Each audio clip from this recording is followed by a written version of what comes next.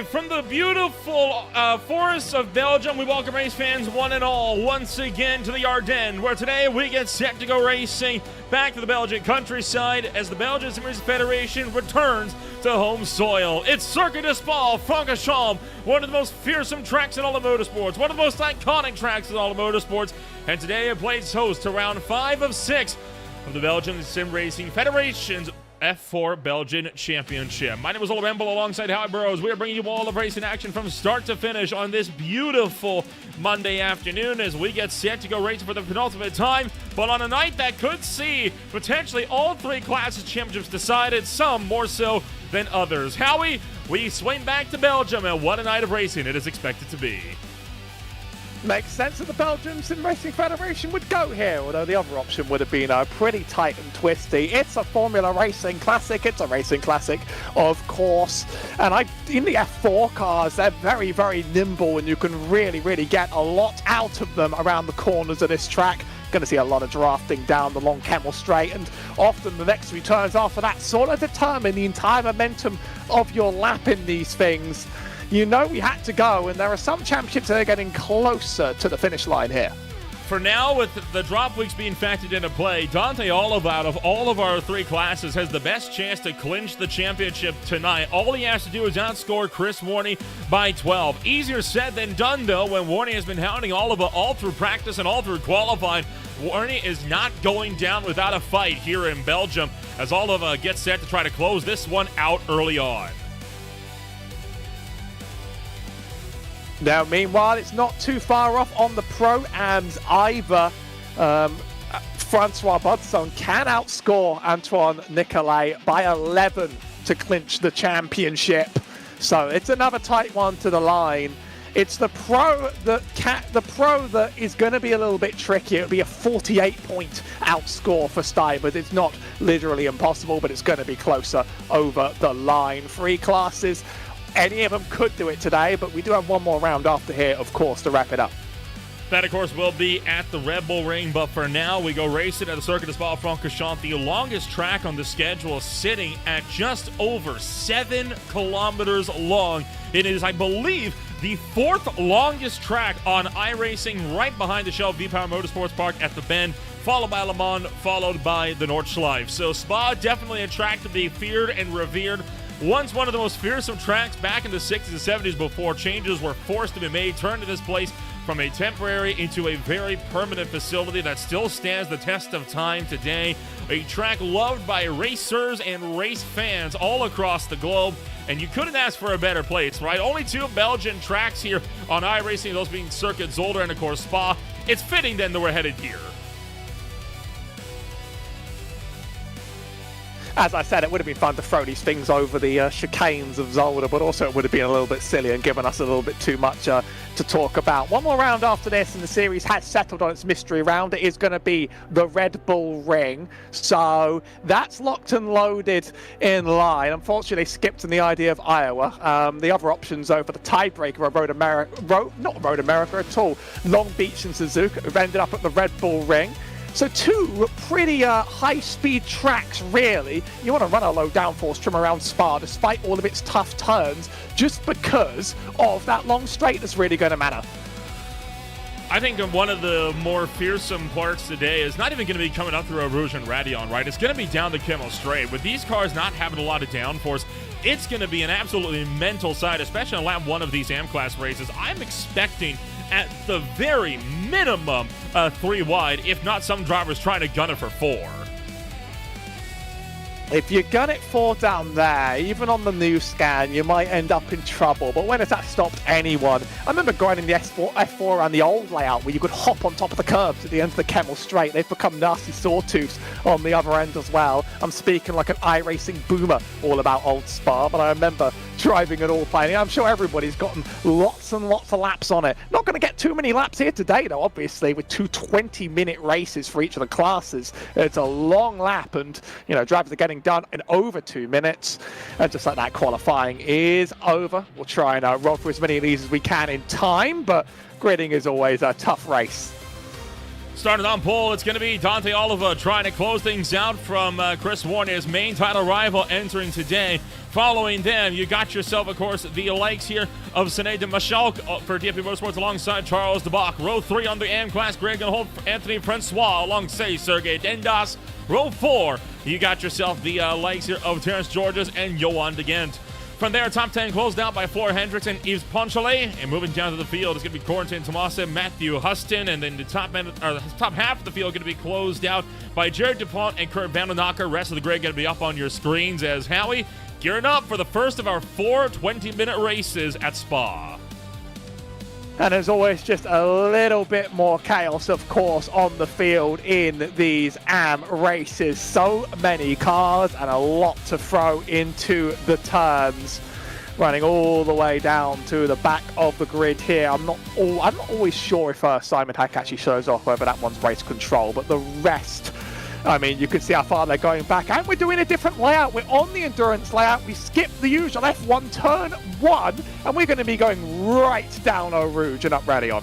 Well, you would think that it was a bit of a miscommunication on our end on that one. It is the Grand Prix layout, hence why we see these drivers lining up just shy of La Source. But I tell you what, it's looking like it's going to be a fun afternoon, right? And the third one, you could argue that's an even more fearsome quarter than Eau Rouge and Raidillon is when you got a grid this size in F4 machinery.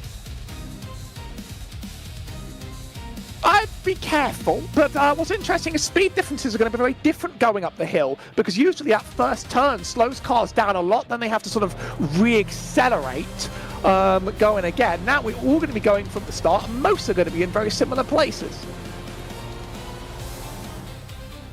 Still waiting on the final couple of drivers. We're up in the final seconds to tick away on this clock before we'll get this show on the road. 29 cars lined up on the pit straightaway at Circuit de Spa Francorchamps. It's round number 5 of the F4 Belgian Championship. Green flag drops, the lights go out. We are underway as the field hightails it down in towards turn number 1 at La Source for the first time this afternoon. Good getaway from Oliver away from Chris Warney. Everyone fanning out 3, 4 wide deeper in the field, and it looks like we're able to get through turn 1 just fine.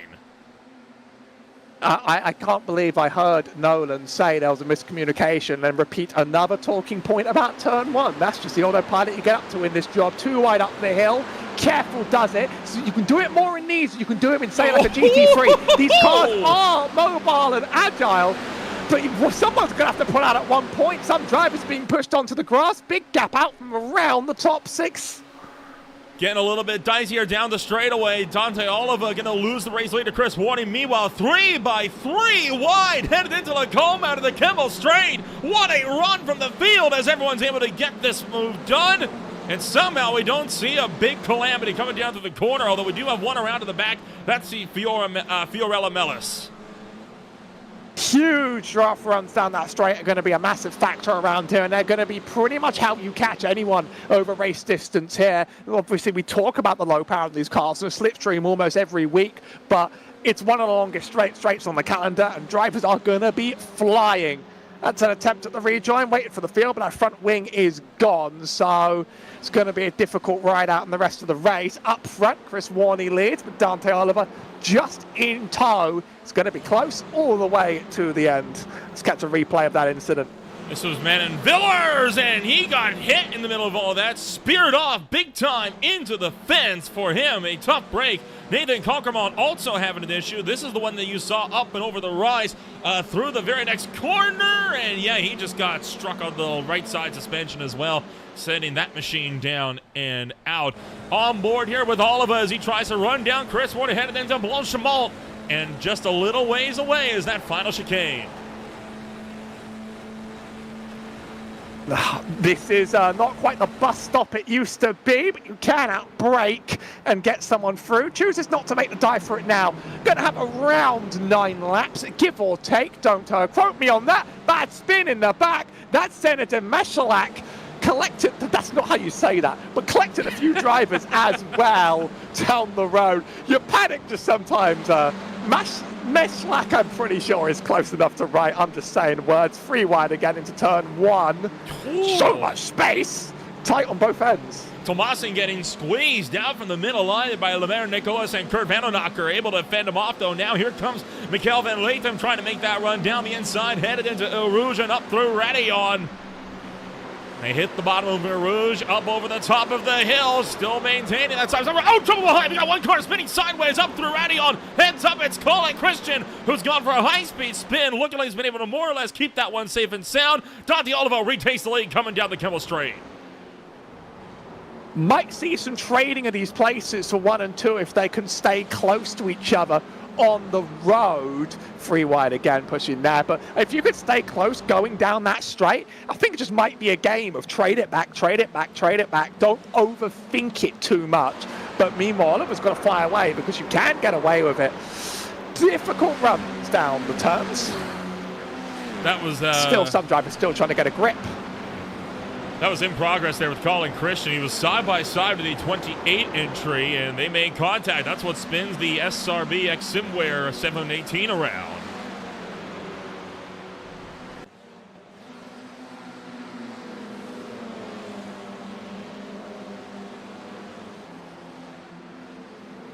Estimated this to be just a 9-lap race here on the afternoon, Howie, as we get set to keep this one up and rolling. Already almost a quarter of the way through, just coming toward the towards the end of the second lap. And obviously we're going to get a bit of settling, but I think that Kemmel Straight is going to be chaos every time. Chris Warney's within 6/10. If he can keep a good run going through the first few turns, he may be able to sort of stay within it, and then with the trade goes back, I would expect the last couple laps are going to be the big ones that determine the winners around here, and it's just going to be who is leading at the end of that last lap going down that straight, because passing zones, you know, Spa has a legendary reputation, it's good to drive on, but actually passing zones are quite a premium around here. You don't get too many of them. You really don't. I think La Source and then into Lacombe and obviously the chicane, those are really the only 3 good passing opportunities. Timothy Simon going around, exit of that bus stop chicane. Again, and we got one car being pushed onto the gravel there. That was Tomasin getting squeezed out for the second time. Here's Dante Oliver going to try and hold off. Maybe not too hard of a block, but Chris Warney's alongside. He has a pace advantage. Ahead for now, likely going to give this up going into the turn.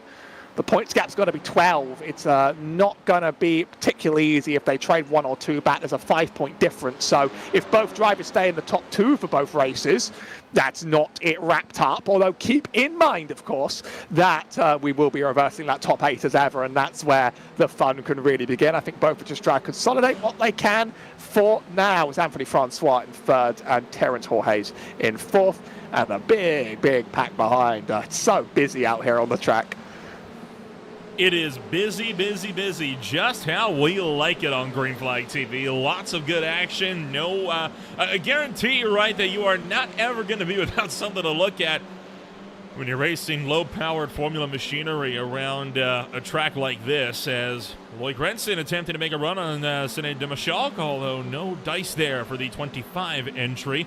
Nastasia Deldale trying to see if she can't get a run going here as well, as around the outside going to go Renson, trying to secure that one for the 25, but no dice.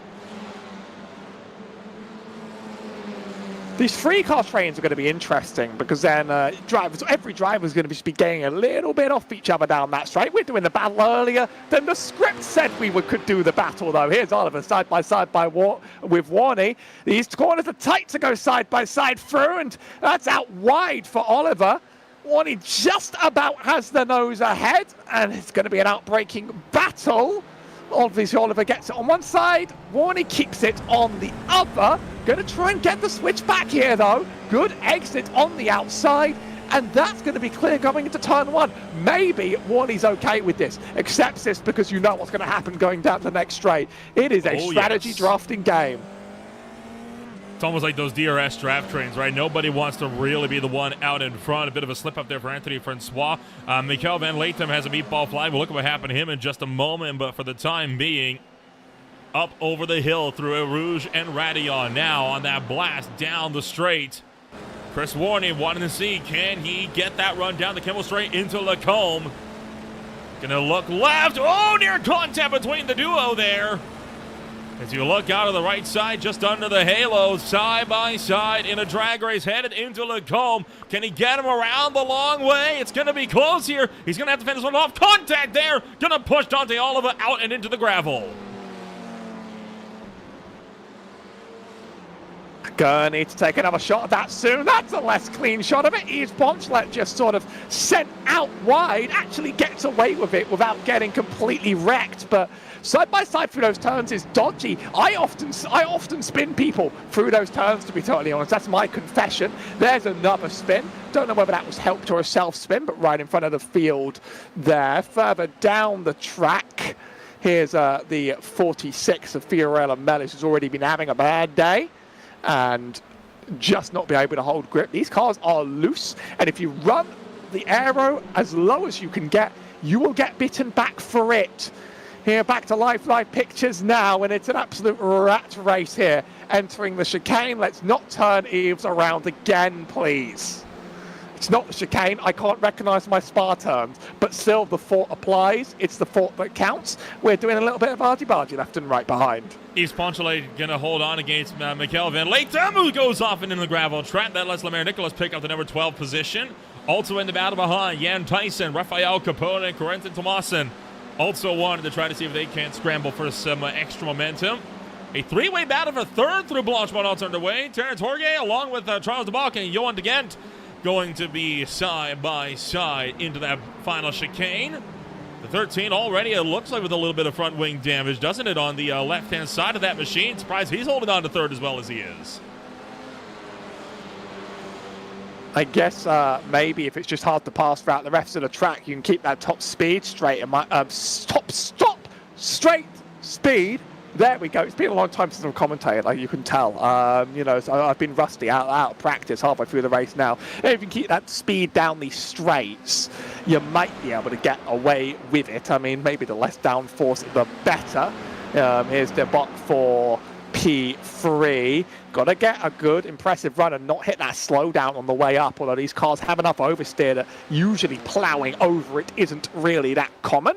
Here comes the trade again, but the run isn't spectacular from Oliver this time. It might be good enough, very easy on the outside of that turn, going side by side, to not really visualize the space next to you and pitch the car around you around. I do it all the time. It's my greatest shame on this track. One is looking left and looking right, really wants to be ahead before the next chance. If we count the number of laps left, we're on 5, 6, 7, 8, 9, 4. I mean, if they traded equally, they'd be in the same place. So I could see why Warney wants to get ahead. That is another unfortunate incident at the back, but up front, it's going to be a real duel. And continuing to scrap this one out amongst themselves, they make their way out of Pouan and making their way down. Oh, it's a huge dive and an ambush from Chris Warney trying to get that spot from Dante Oliva. He knows he's quicker through the middle section of the racetrack. His problem is he just hasn't been able to secure that run. And you look at Oliva, just pushes him over to the right side of the racetrack. Now Chris Warney going to make his way through Malmedy. And Stavolo headed down to that straightaway. Blanchemont just around the corner and expected Oliva to try to attack again headed into the chicane.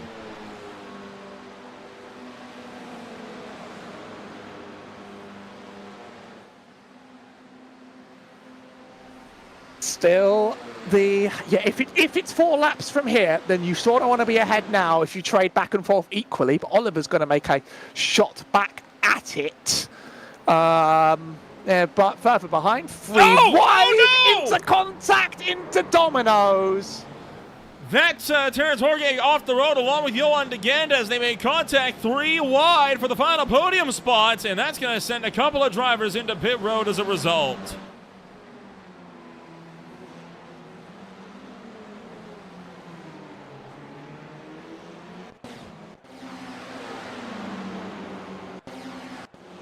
This was an incident with Colin Christian that happened just a few moments ago, and then just off the road and into the tires. And then, of course, you had this incident with Lemaire Nicholas. This was the 3-wide crash that happened coming out of Blanchemont as, it all just fell apart, didn't it? just like that in a few seconds. Dante Oliver, meanwhile, looking to get that lead back from Chris Warney into the comb close. Are they going to make contact this time? Not quite, but boy, they were not far away from it. Into the gravel on the way out, though, Oliver just about gets away with it. I thought that was going to slow you down real bad, but it's just about made up for now because, again, it's just hard to get past as anywhere else. Now really starting to count down the amount of more times to do this. On lap 6 out of a likely 9 on the track. These drivers are pretty much where they started. Curious to see how they're going to run from the back of the road, from the back of that top 8. To be totally honest, that's going to be the real interesting battle. If one ends up in a disaster, that's when the championship swings. So racing action still has a lot in it to be decided here as Warney and Oliver remain the battle to watch up front as they have been trading blows back and forth. There's been contact between the two, and frankly, it's been amazing that they haven't made any kind of contact whatsoever. Well, they've made contact, but they haven't had a crash altogether. So you have to imagine that these guys are getting a little bit worried here, and Warney in particular, I imagine, is getting frustrated at being pushed down time and time again.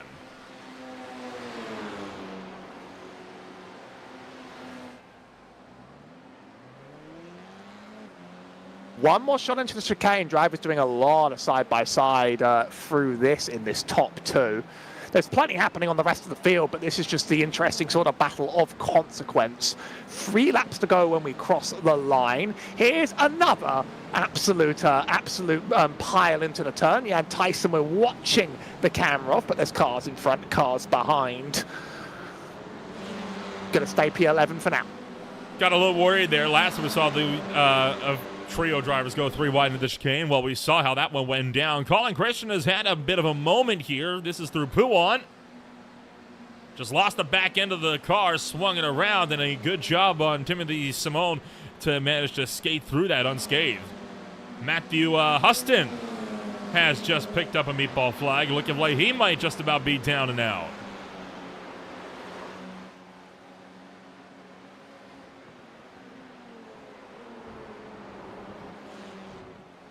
Meanwhile, Chris Warney this time secures the pass on Dante Oliver. Finally got the job done.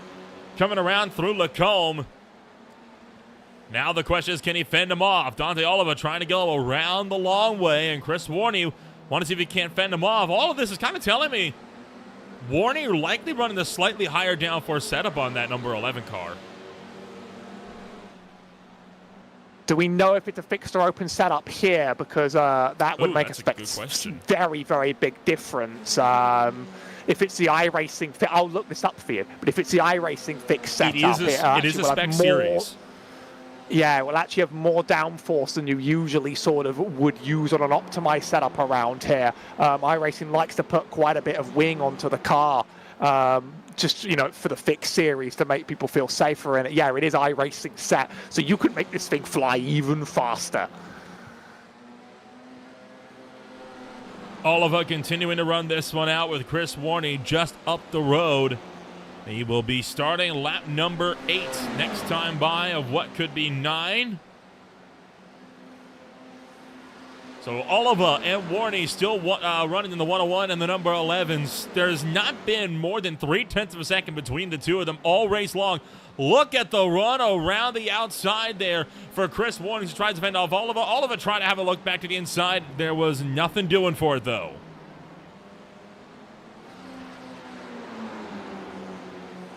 Here's the battle for 10 still. Van Tyson this time stays ahead of the pack. Rest of the drivers ahead have sort of gotten away.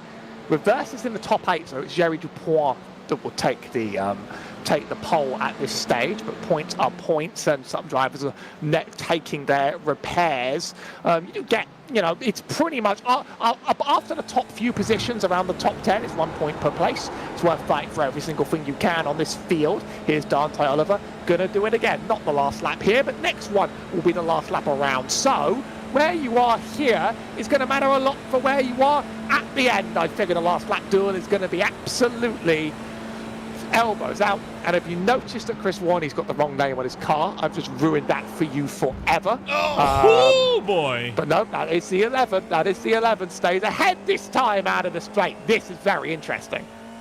Chris Warney did not take prisoners through Lacombe and Malmedy. He was able to fend them off.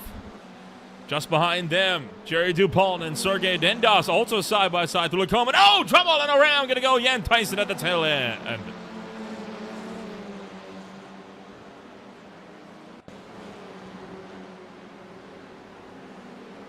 Did he have help is the big question here. And yes, he did. Contact with the 25 of Sened Moshok.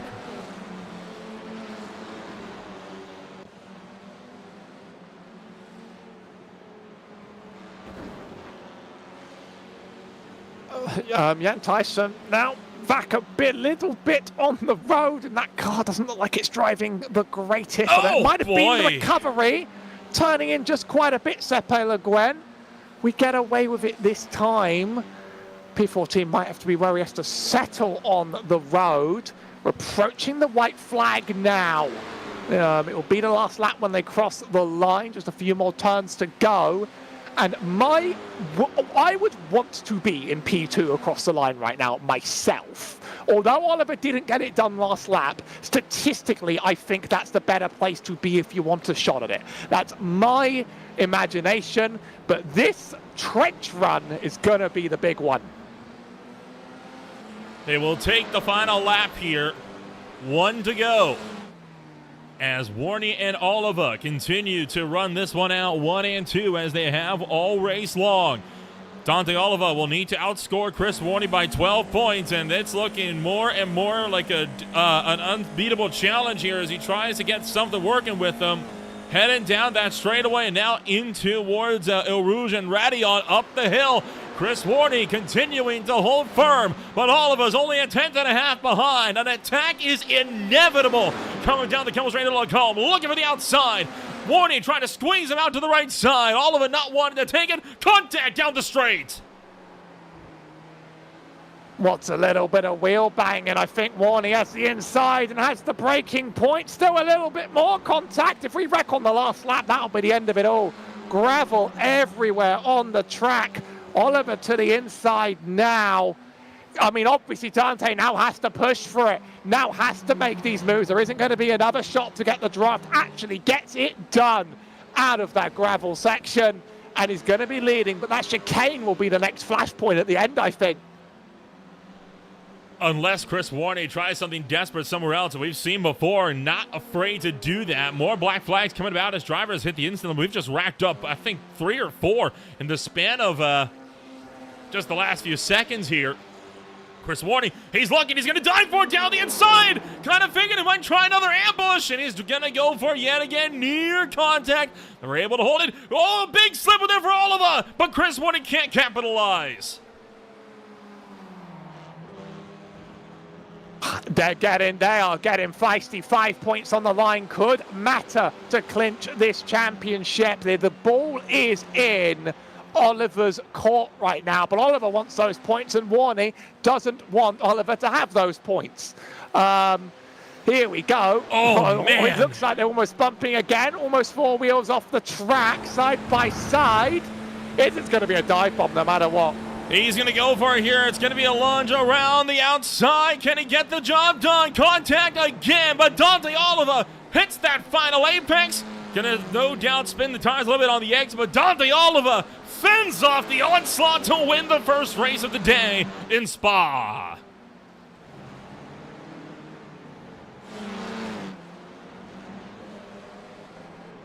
What a battle to close out round number 1 on the afternoon, and got to imagine a lot of drivers with a lot of hurt feelings headed into the next round.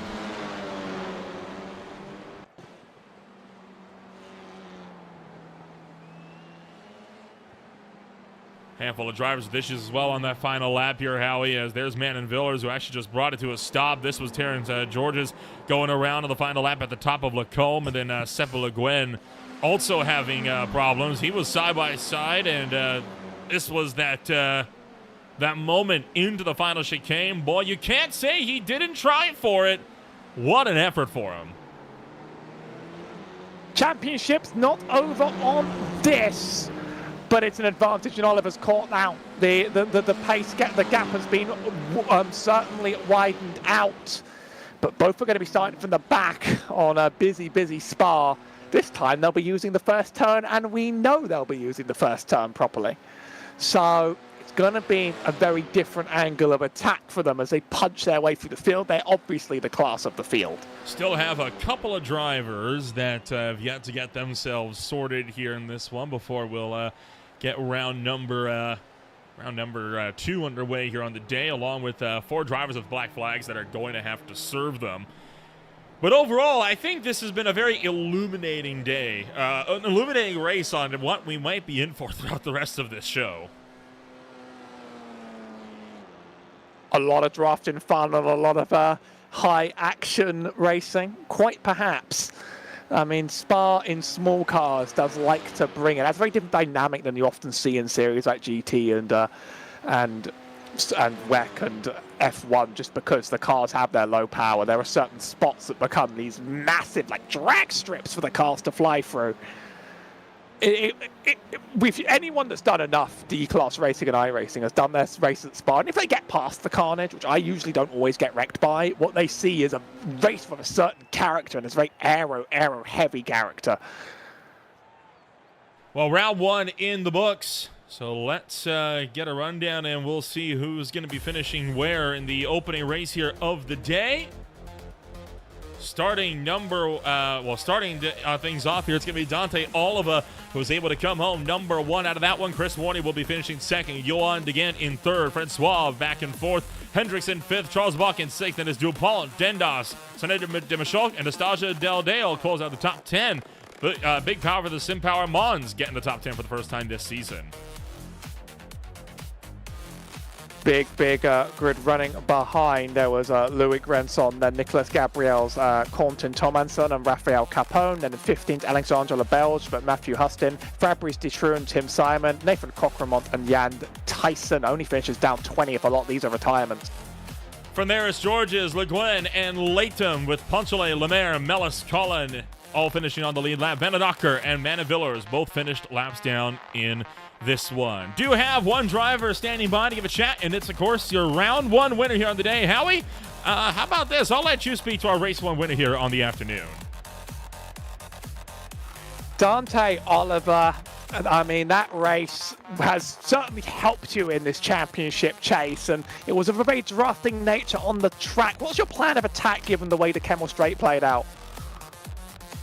Well, first few laps, just switching it around, feeling how Chris attacks, how he defends. And then the last lap, try to get past him on the Kemmel Straight and then hold it on until the end. That was the plan, and it kind of worked. So. Well, with the strategy plays back and forth, how often were you waiting and sort of accepting you could get past in one lap to get past on the other? I noticed you didn't get past on the lap before the white flag down the straight. That might have made you panic just a little bit.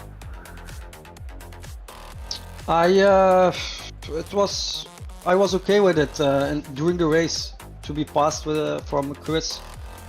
Because it's expecting on Spa. This is such a huge draft track, so it's nothing you can do about it. Well, you have a helping hand in the championship. You needed a lead by you needed a win lead by 11. You're now 5 of the way there. So, how are you feeling about next round, starting further back? Well, Chris will be starting just in front of me. I think it's just keeping my focus on him and try to get that 5-point gap and close it this round. Well, best of luck in the next round. I mean, no matter what, I'm just going to hope for a good race, in fact, between the two of you. How about we make it that as we see a potential championship battle on the line? Okay, thank you, man. That was, of course, race 1 winner Dante Oliva, with more still yet to come. We'll be back in just a moment on Great Flight TV. You're watching the Belgian F4 Championship live from Spa. Stay with us. Racing isn't easy, but experiencing it is. iRacing puts you in the driver's seat with the industry's leading sim racing game. Drive on laser scan replicas of the greatest racing circuits from around the world. Go head-to-head against other drivers chosen by skill-based matchmaking to ensure competitive racing at every level. Compete across all your favorite series. In officially licensed cars, engineered to deliver the most accurate driving experience possible.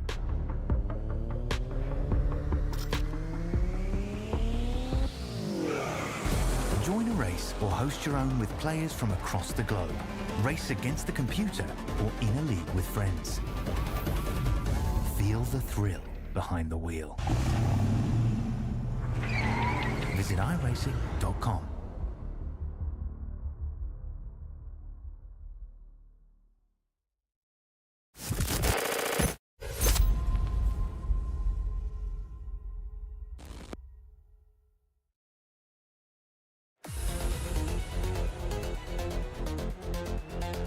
Welcome back to Green Flight TV. Just seconds away from race 2, getting underway here in this one.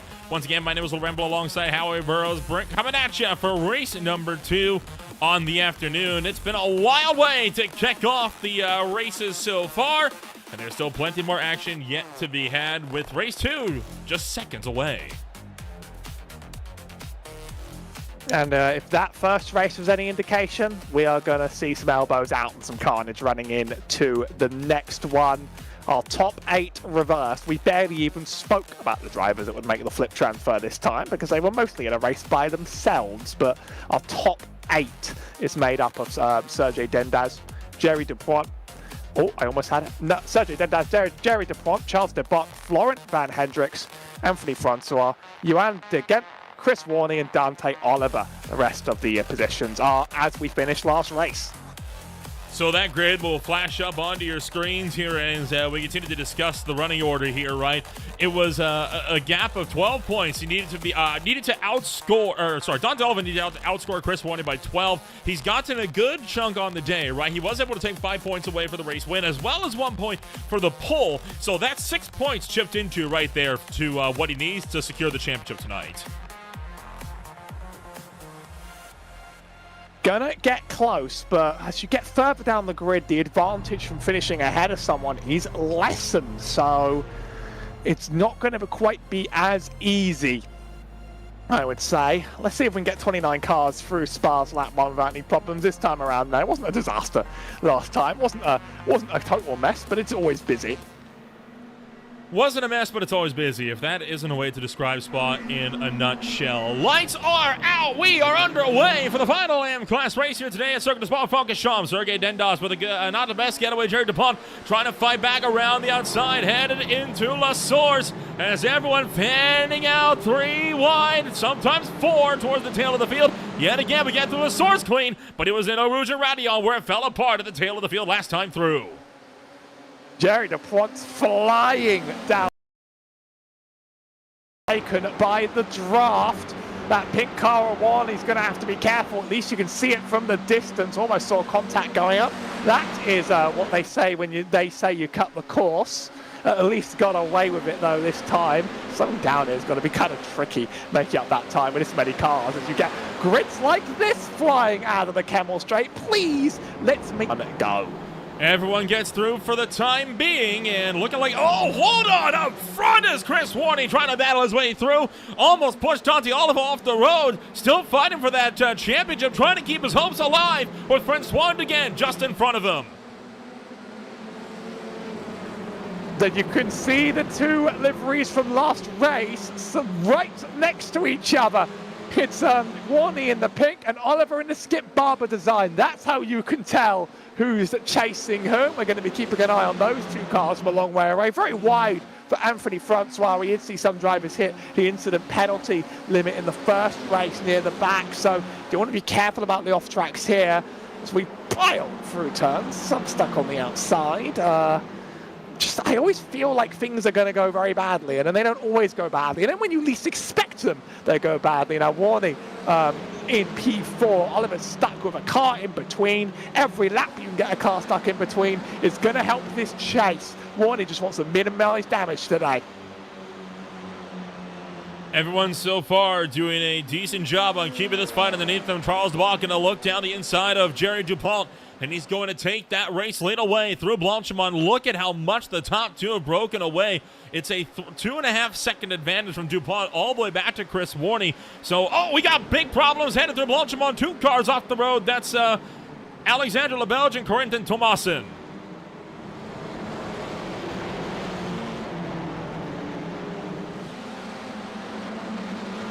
They're very, very wide straight here. Not a very long one, but I'm amazed we're not sending more cars out wide. This might not have been wide enough, though. 2 bumping into each other and spinning out real bad.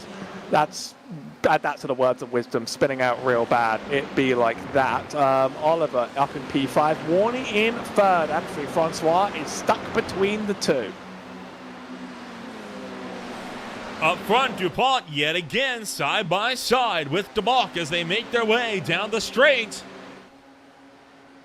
Jerry DuPont trying to outbrake Charles DeBach around the outside here, but DeBach going to outbrake him in turn, and holy cow, talk about just barely making the corner. Went so deep he forced DuPont off the track, and they both would have collided.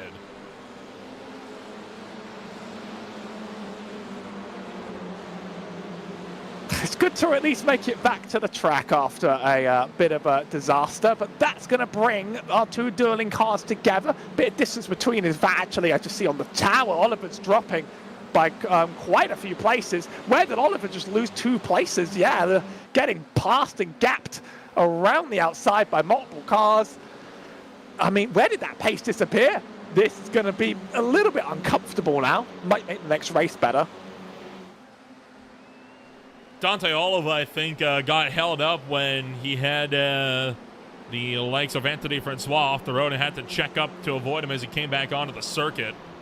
Oh, and we got more problems at the tail of the field. Look at Nathan Cockermont go for quite a hefty slide.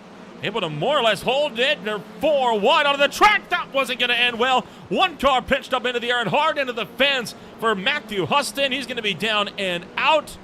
Meanwhile, still colliding is Cockermont. You also, I believe, had Tim Simon collected as well. We finally found the big one, and that might have been the biggest wreck we've had this championship so far. Cars flying through the air. We almost want to replicate the scene of the crime here. That is not the way through that. What's going on for Oliver's race? Is it the luck I wish? Like, this is not a good finish. I think, honestly, what's going on with him is he's just like, the pressure's just getting to him. That's all it is here. This was the initial contact, and then it all went awry when up the road. They come together again as a result of 3 wide with 1 coming onto the circuit. The bad 3 wides on the tight sections. There's only really a few spots you can get away with that, and then I would suggest you get out of them as soon as possible. Here's Capone. That's a self-spin out of the turn. They kind of have too much power, but it's not heavy on grip, so if the tires are just loaded the wrong way, you can still spin exiting the turn.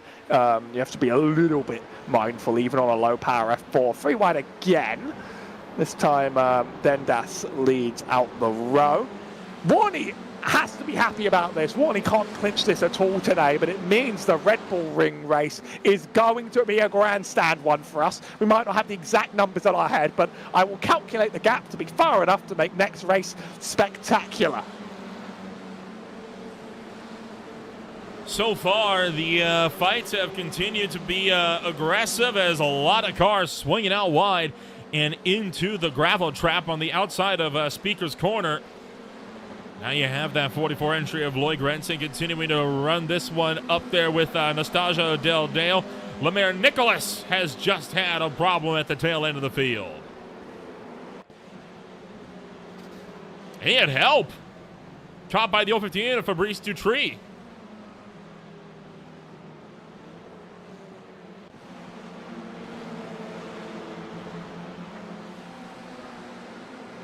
still quite close cars in the middle of this top half of the field.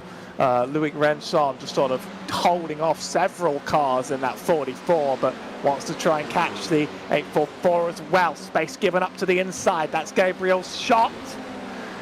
It's going to be dead evens, I think, going into that chicane. This car, thankfully, like, it does have enough brake and oversteer in it, and actually those fast few turns like Pouon are relatively easy to get through. In something like a GT car, you have to have a lot more commitment. You can take multiple lines through there in something so light and agile. This is an absolute rat race in the middle of the field.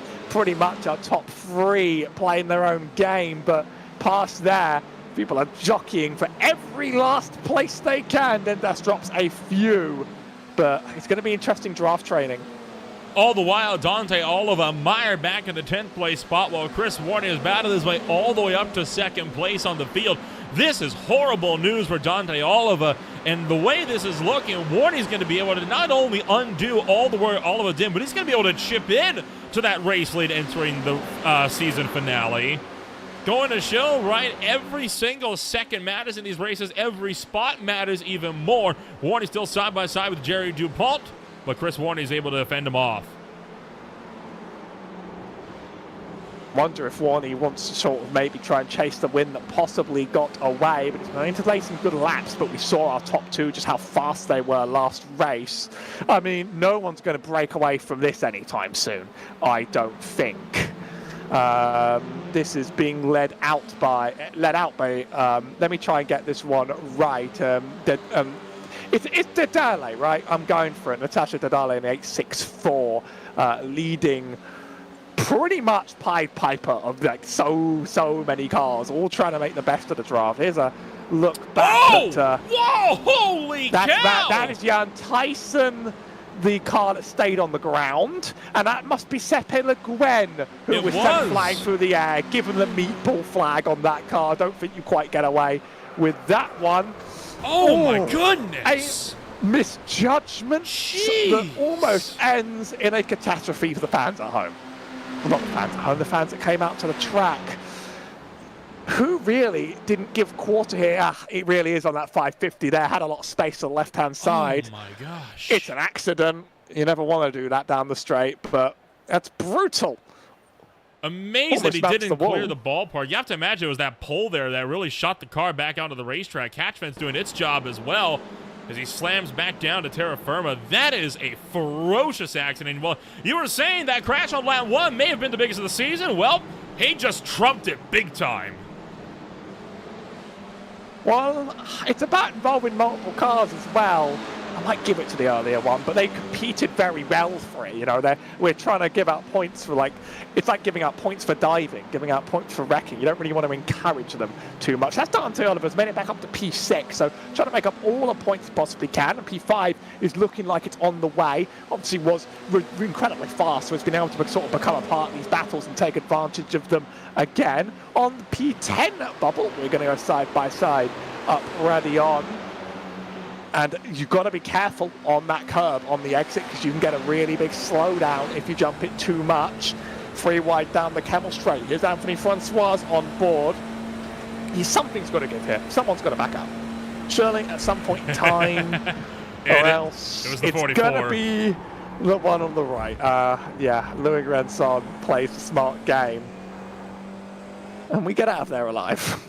Meanwhile, Chris Warney attacking Charles DeBach for the race. Lee! Contact between the two. Warney forces the issue and battles through. Warney to the point. Dante Oliva is recovered up to the 5th place spot. But he's got a lot of company behind him to fend off as well. You see Natasha Del Dale over and into the gravel trap. And she continues to battle through. I think one of the best performances for that 864 all season as well here, so she's putting together a good outing.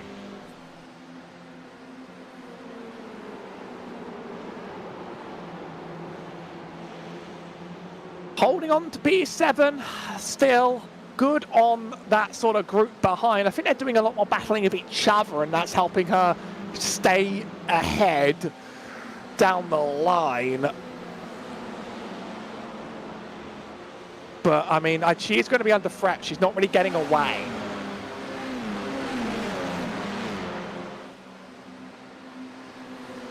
Still side by side as they make their way towards Blanchimont. And not too far away is going to be that braking zone for the chicane. It's been a spot that's caught drivers out before in thick packs like this. They're looking for 3 wide. The 72 of Dendos down the inside. Not able to do anything. He's going to be forced to back out. One more time, look at the ferocious crash with Seb Le Guin as Michaud takes the fast lap of the race. This is on board with Le Guin from the helmet.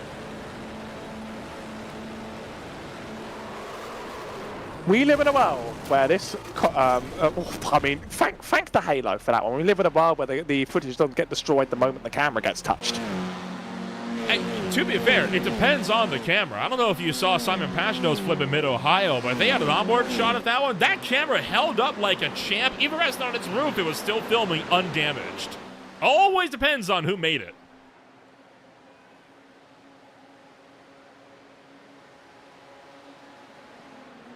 Meanwhile, Chris Warney again back to the lead as he clears from Charles DeBach. And DeBach trying to see if he can't get a run going through the next few corners out of Lacombe. No dice for him. Whoa! And across the infield is going to go Terrence Georges. He's going to no doubt get a slowdown from that.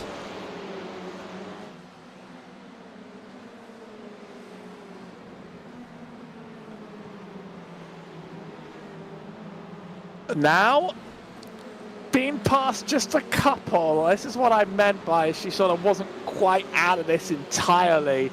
Really, I mean, you've got to watch how wide you're going on that turn. These black flags will come eventually in time if you're not too careful. Bit of a wobble on the inside that turn as well. This car, nice and loose and unstable, gets itself a little bit uneasy over some of these turns. Side by side up ahead. Almost sticking it to the outside there, but behind. But Terrence just keeping it ahead and in tow. Only a couple laps to go. Time flies here at Spa-Francorchamps. And Anthony Francois looking just for more points on this championship. Touches a bit of the gravel. Leaves some on the track for the rest of us.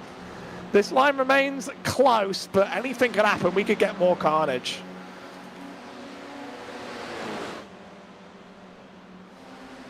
From up top, the 642 of Francois still racing side by side through Blanchimont with Terrence Georges as they make their way into that final chicane.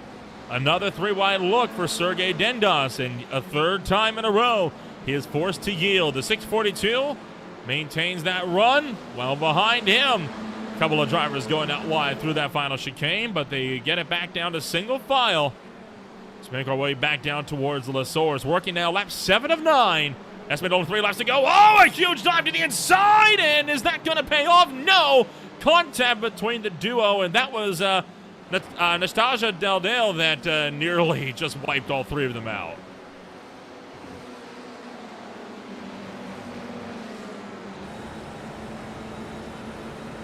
Meanwhile, you look at this run all the way down the straightaway.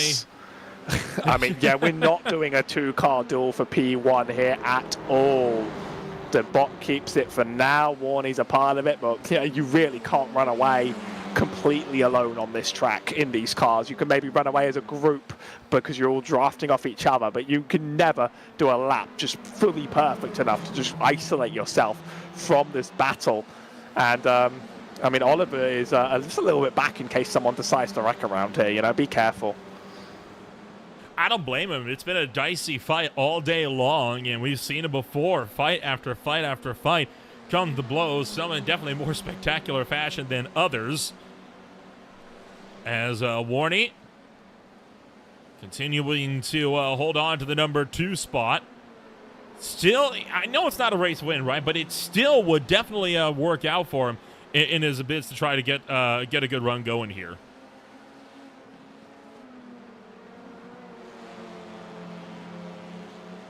Interesting, the fastest lap's actually from P3 in this row. I guess it's you've got to sort of get that early when you're in maybe like a 2-car train and not try to defend of anything.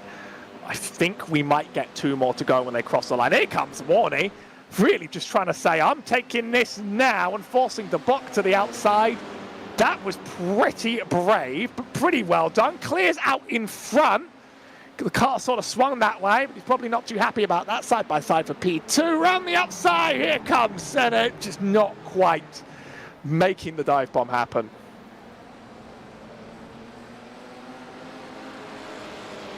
Three minutes, 2 laps to go from the Circuit du Spa-Francorchamps. As the race is going to continue to be a little bit of a doozy. With just 3 minutes on the clock, you have to imagine the move and something desperate is going to be coming here very, very soon. Overall, things have been running very smoothly, but Chris Warney could look to be under heavy fire. You look at how much these guys are going to be able to gain speed on him all the way down the straight, but already Michal trying to make the look around DeBach for the number 2 spot as they approach him. DeBach trying to, in fact, Michal going to pinch DeBach in, but here comes Jerry Dupont trying to go around the outside. It's not going to happen.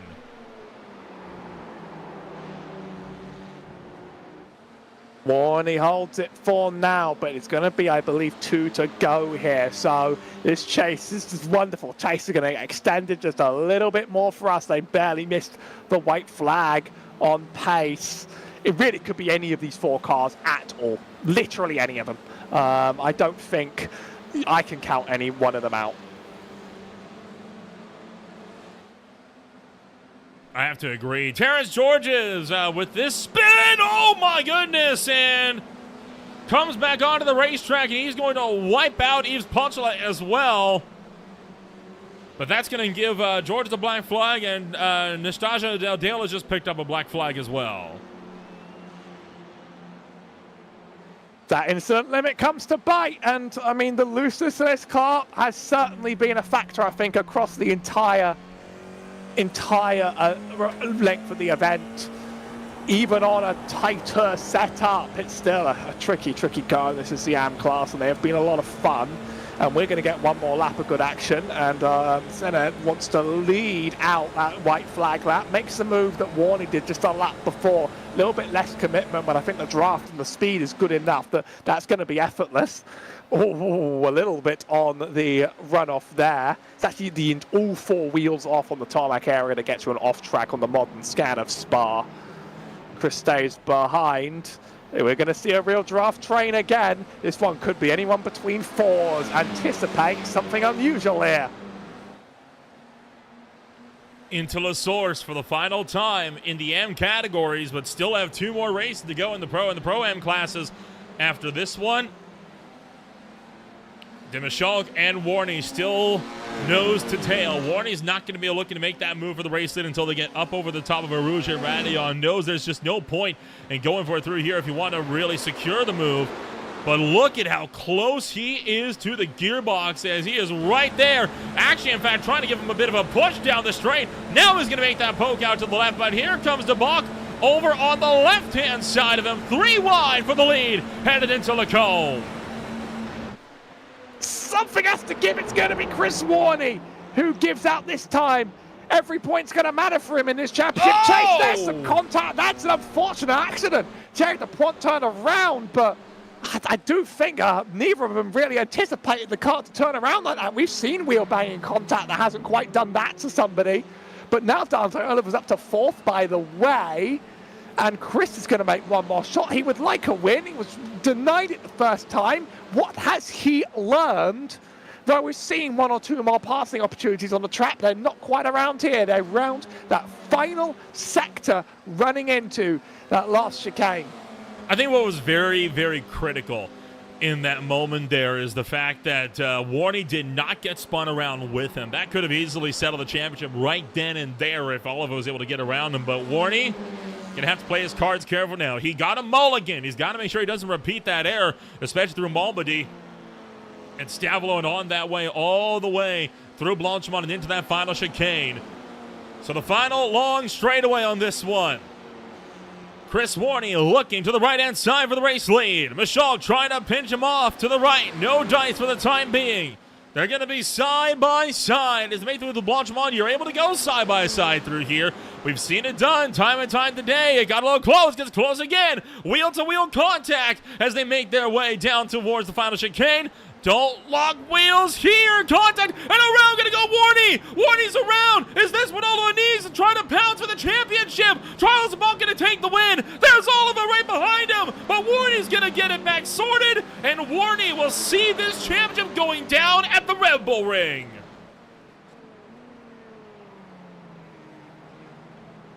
It wouldn't have been a complete giveaway if Oliver passed, but I would have been very unhelpful to the chase, and that's going to be unbelievably frustrating to lose out 2 wins around here. Lots of wheel-to-wheel contact on some of these tight turns where you misread the other car's line. And, I mean, I've seen some cars get away with it, and others just jump and spin and fly around. It's unusual, but that's how it is in these Formula cars. You know, you really can't count on that sort of contact. A few more cars crossing the line. Obviously, we're only halfway through the day. If you've been waiting to see your favourite driver on the show, they'll be here on the other side of these results, because we have the Pro-Am and the Pro drivers on the way to give us even more racing here. So race in action still yet to go down in force. There are still 2 races left to go on the afternoon. Matthew Huston hot on these guys' heels, and boy, what a race though we've had, and there's still a lot more where that one came from. You have to imagine a lot of drivers, again, feeling just a little bit nervous after what has been a pretty wild afternoon so far.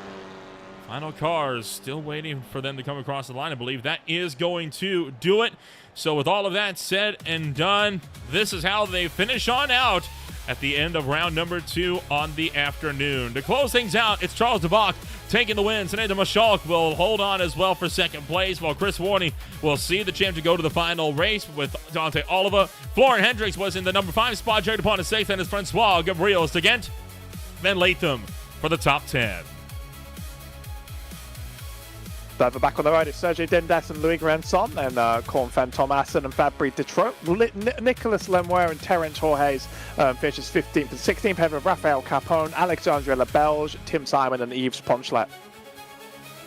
So race in action still yet to continue here this afternoon, with the final drivers Mellis, Tyson, Villers, Huston, Deldale, Gwen, Kokerman, Collin, and Vandenacker rounding out the field. Lots more yet to come. It's the Pro-Am classes up next on Greenflight TV. Stay with us. We'll be right back.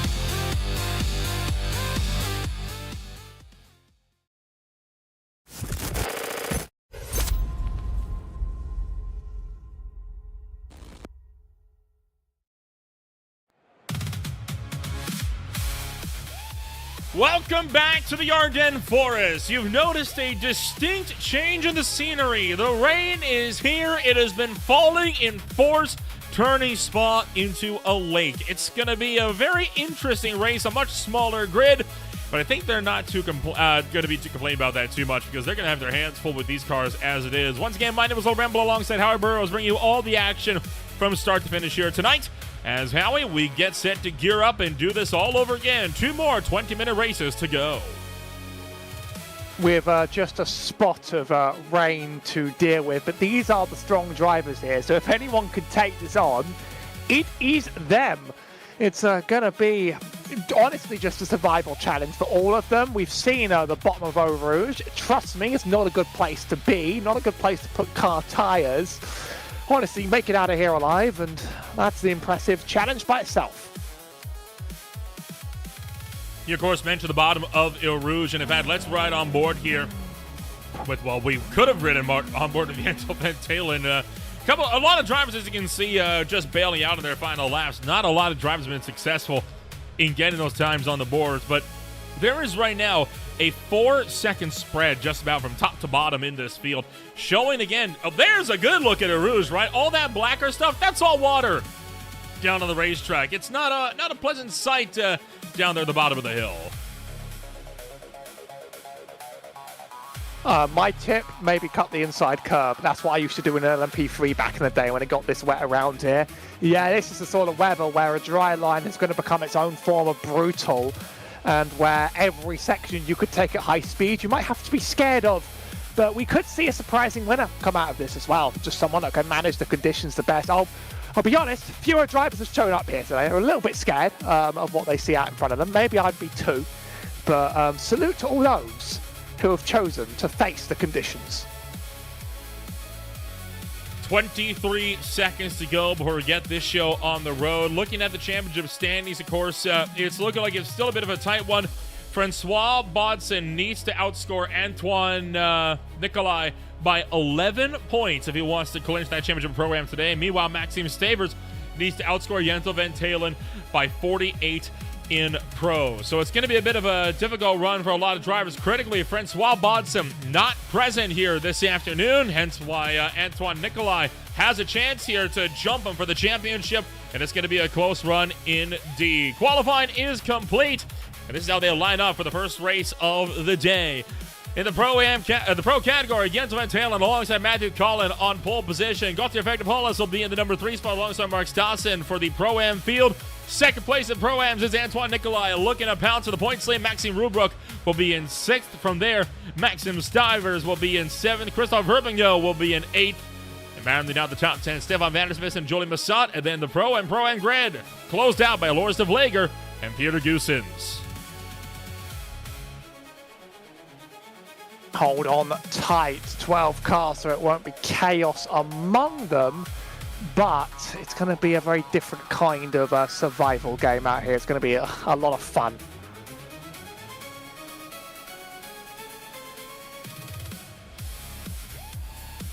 Still waiting on the final couple of drivers screwed up. In particular, we're waiting on Stas, we're waiting on Herbingo, and we're also waiting on Masson and Goosen. So about a third of the field still is yet to grid on up. Right now, we have 9 of the 12 drivers on the grid.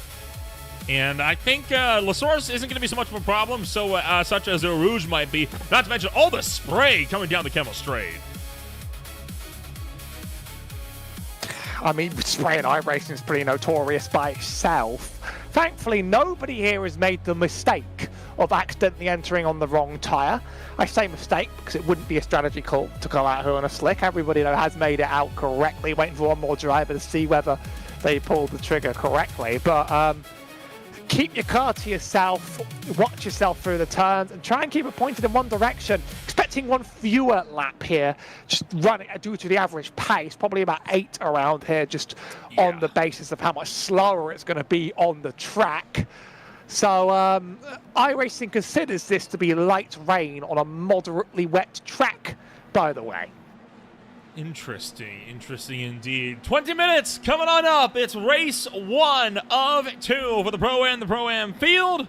Green flag is in the air. We're racing once again here this afternoon 12 cars all hightailing it down and towards the source for the first time this afternoon. And so far, on in contact at the hairpin. Multiple cars going around. One driver's lost the rear wing at the tail of the field. Believe that might have been Massant, as now they're all tucking in line, making their way through. And it was actually Mark Stassen that lost the rear wing at the back end of the field, up through a Rouge and Radio for the first time today. And drivers already swinging out wide, trying to hold on. No rear wing up that turn in the dry is already a bad place to be. In the wet, I'd be a little bit scared. Jens van Thielen has run away successfully, but behind it's Matthew Collin and Goffia Fangen Polis, who are the two side by side. Just further back, Polis is ahead, just pulls out clear in the turn there. And that's Antoine Nicolay in that 6.9 car. Oh, that's a Pro-Am driver leading the class right now. Antoine Nicolay, the driver right now that's going to be holding on for the number 4 spot overall, leading in the Pro-Am field. And by the way, I am trying to get confirmation on if there's a possibility that Nicolay could clinch the championship today. With so few Pro-Am drivers here, and of course the points that have not been absent as well, I don't imagine that'd be the case, but you never quite know, do you? So overall, the battle is going to look to continue. Minute and a half already in and around at the back end. Going to go Maxime Stivers, getting caught out by Pouan. How about that for a 360-degree save, though? That was well held. Just pinning those brakes down and getting it locked up in time. Honestly, saving it is just as impressive as getting around there cleanly. That's unfortunate, barely on the curb. But the nice 360, we're going to be seeing a lot of those today. Do you think, how many black flags do you think we're going to get for incident limit just as the driver's going off? I mean, it is a drive-through, but you might as well stick it. I don't know. I mean, there's only 12 drivers. We might find it hard to come by here.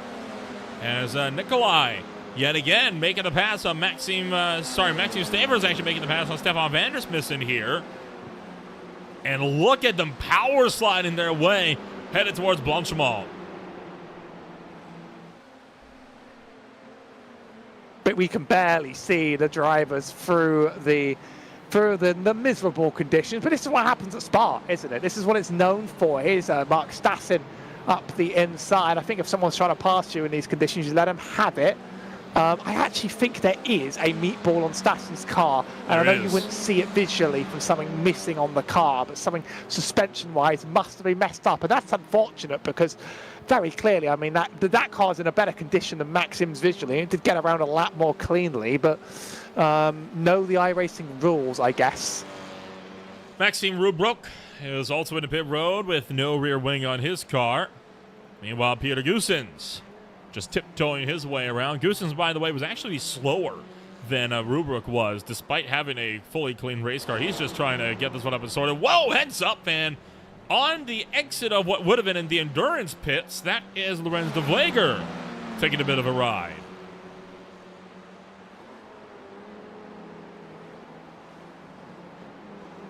This is about the best respite you get on the track. As long as you don't think too much about the braking zone, that long straight is about the one time you have to not think about what's going on.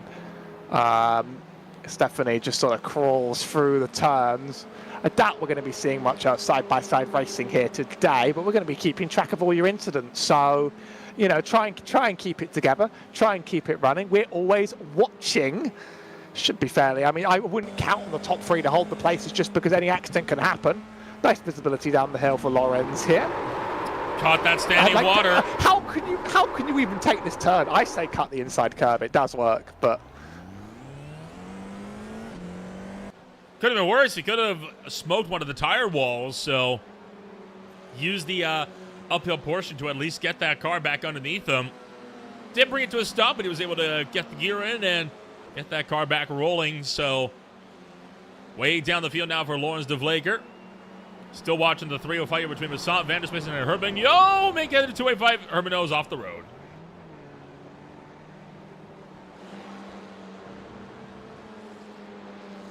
Keep yourself out of the walls, and you might indeed be just about all right, even with the few lockups. Look, it's a mark of perseverance to even just make it through the 2 races, to be honest.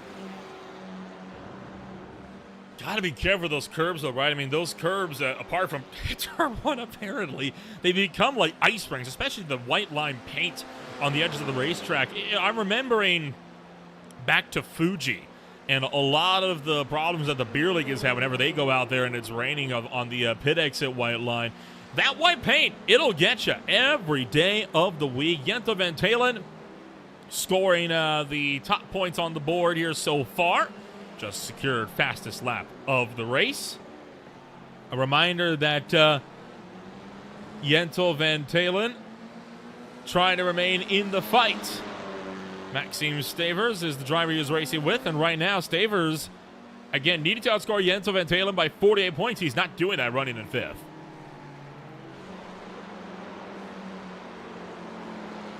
I think, honestly, I wouldn't over-push in a race like this, even if you need the points later down the line, as unfortunate as it is. I think over-pushing is the insidious mind killer. See, that's cutting the inside curb. That actually lets you straight line your way through most of the puddle. And if you try and take a sort of more central line for the turn, you have to make a turn at the bottom of row roof. You can't do that. The tyres lock up. If you straight line the curb, you pretty much are out of the puddle by the time you have to turn to the right. It seems crazy because you're putting 4 wheels on a curb in the rain, but you're going in a straight line. You can hold it together. It generally is, in these cars, how you want to attack that turn. Already almost halfway through this one. The racing action continuing to be a little bit of a doozy for a vast chunk of this field. Jento Van Talen, by the way, slowly losing time to Gauthier Vectopoulos. The 27 entry has been slowly chipping away at the gap here.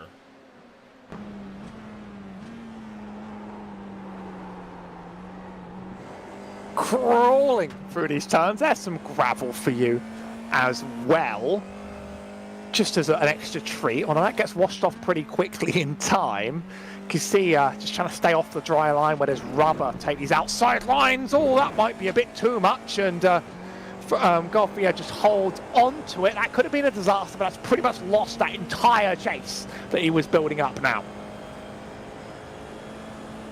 That's particularly bad because, right, that's coming onto a very long straightaway. So not only has he shot himself in the foot for the corner, but just now he stopped hemorrhaging time to Jento Van Talen. So he lost over a second in the battle as a result of that. Meanwhile, a little further behind, Antoine Nicolai in a race for 4th place. This is with Maxime Stavers, who's trying to see if he can at least keep Jento Van Talen from closing the gap.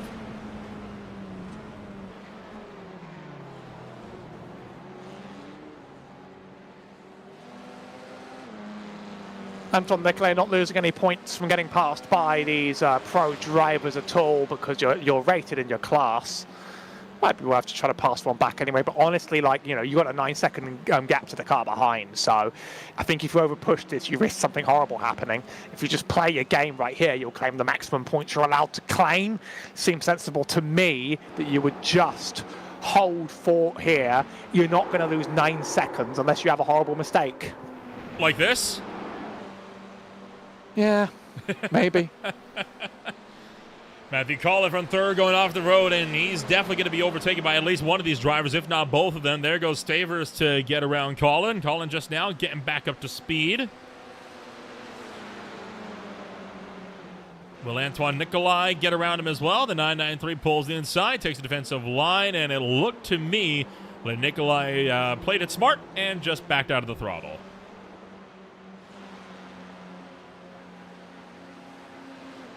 This is a position worth defending, though. There are plenty of points if there's only 4 cars in the class, as Mark Stassin has the run. And the pass, and that's slightly early of a turn-in, but we got away with it for now. Lowens does not have the pace there. Not quite, but he was at least able to wrangle it underneath him, so all's well ends well. Still have this 3-way fight for the final podium spot as well. This is what happened to Matthew Collin, to see him now trapped in the middle of Stavers and Nicolai. He was way out in front with 3rd, and while he got 2 wheels on the curb, and then around he goes.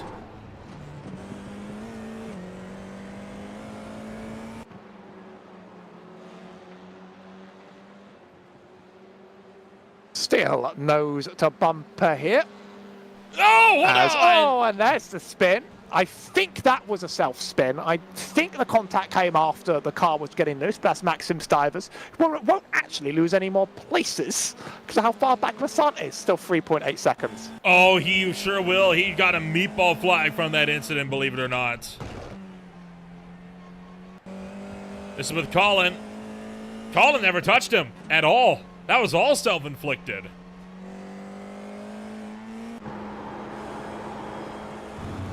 Boy, you can hear the tires just screaming for help through Blanchimont. But there is Maxime Stavers, who's going to have some underbody damage as a result of that strike to the wall. And this is devastating for Maxime's championship, as he's going to lose a spot to at least Joey Massant. He's going to lose to Christophe Herbigno. He could lose even out to Peter Goossens if he's stuck in the pits long enough.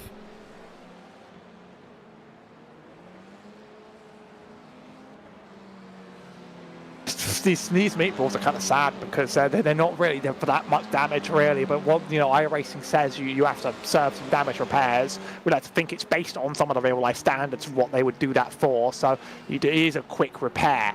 But running into the pits is still going to be a time loss. Nicolet's now well in the clear, 11 seconds ahead, and Stephanie Vanden Nissen just sort of 2 seconds ahead of the next car. Does have to sort of think about pace. Meanwhile, that's a unique line from Max Dawson, as he's trying to fight with Herbigno for the 7th place overall position up here.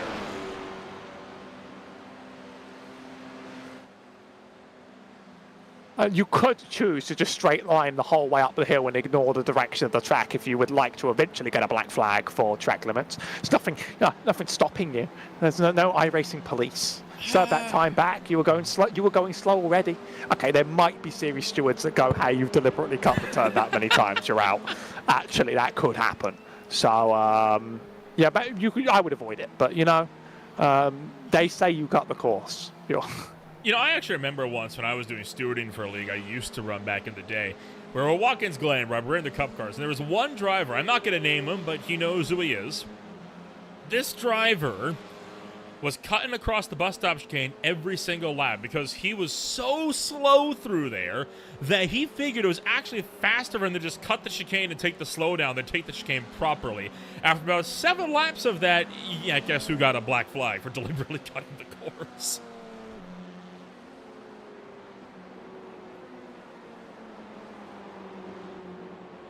They say you cut the course. You have to slow down and give up the time gained. I always ask, who is that?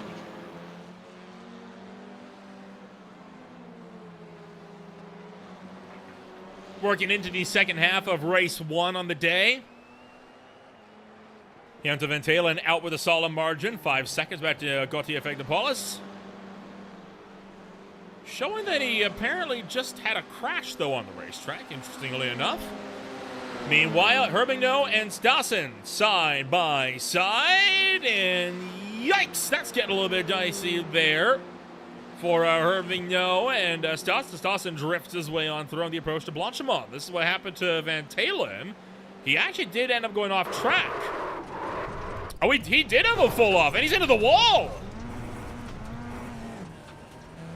It can happen to any of us. I can confirm no meatball on that car, despite the wall contact, so he's going to have to try and tough it out, and he is 9 seconds down the road. But that's a dangerous curb. That is one of those I wouldn't straight line. I would try and avoid at all costs, but they look tasty, and I often make that mistake anyway. Is this the same for our P2? That's why the gap didn't shrink, because P2 just did it as well. Oh, dear. It did close the gap between second and third, though, because Matthew Collins did not repeat the same mistake. So Collins now within 1.2 seconds of Fagnapolis for the number 2 spot here as well, with 5 minutes to go.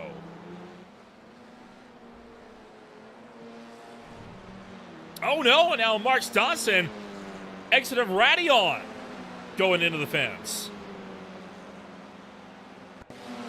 Another one. And another one.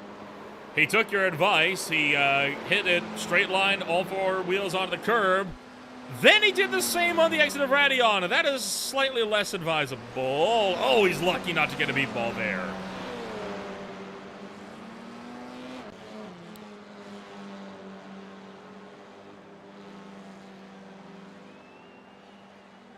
I think a lot of these curb errors are just, people who can't change their line in time. They probably know a couple seconds before the inciting incident that it all kicks off. We tried a rain dance last time I was on the show at Hockenheim, and it didn't really work, and maybe that's why we got what we got, by the way. The rain dance just came, a month late. As ever, these things sometimes happen. There's a pass on track. Herbinot gets it done on a Pro-Am driver. Jet Stivers getting it done on Herbinot, That's car identification for you. Here's Colin behind the 27. Loving the gyro cam on board these cars. You can kind of just see how wet and wild it is out there. As our P1 car. You can just look at any car and we could just start finding things to laugh at.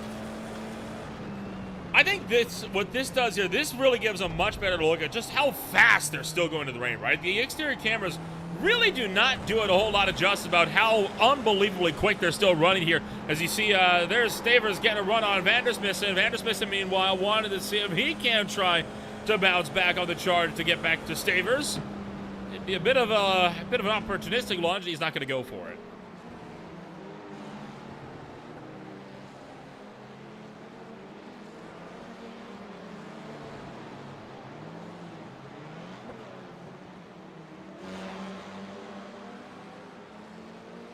Meanwhile, there was Lawrence de Vleger trying to go around Mark Stassen to no avail.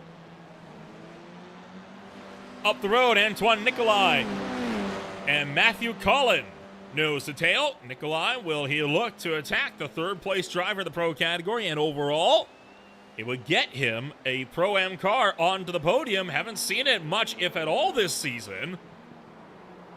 But he's going to opt against it. Really, you don't. If you make a stupid move and you take in these conditions and you take yourself or another car out in your position, you probably are going to look very, very silly. It's not going to be good for you. You can go for it if you have the draft down the straight, but that draft also isn't completely overpowered because everyone took up the turn of the straight differently.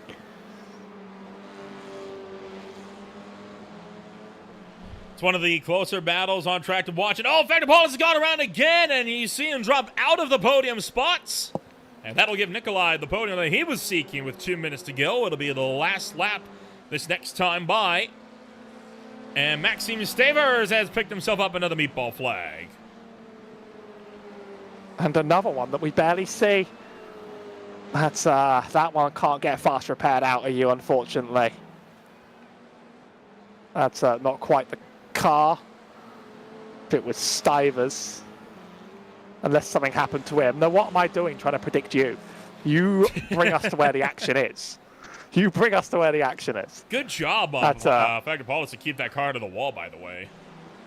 That's the P3 for the Pro-Am.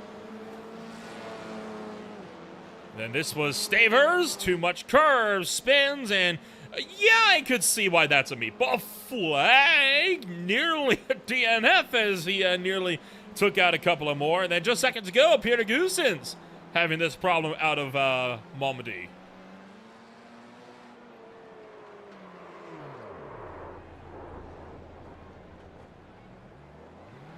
Even when you're driving it slow, you are still not safe.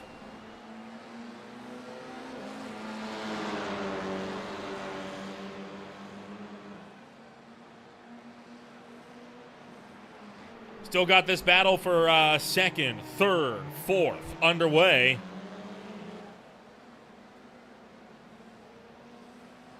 And it's going to be a tight fight as well as they make their way up towards El Rouge, up towards Radion. They're right on board of the Nicolai as he is right behind Matthew Collin.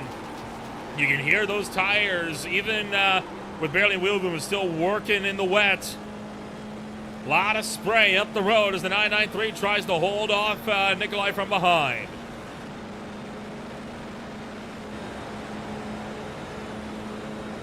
How bold three do you want to wide. be trying to make this pass? How bold do you want to be trying to make this pass right now? With like replicating dry antics here, Leclerc's going to lose that podium back.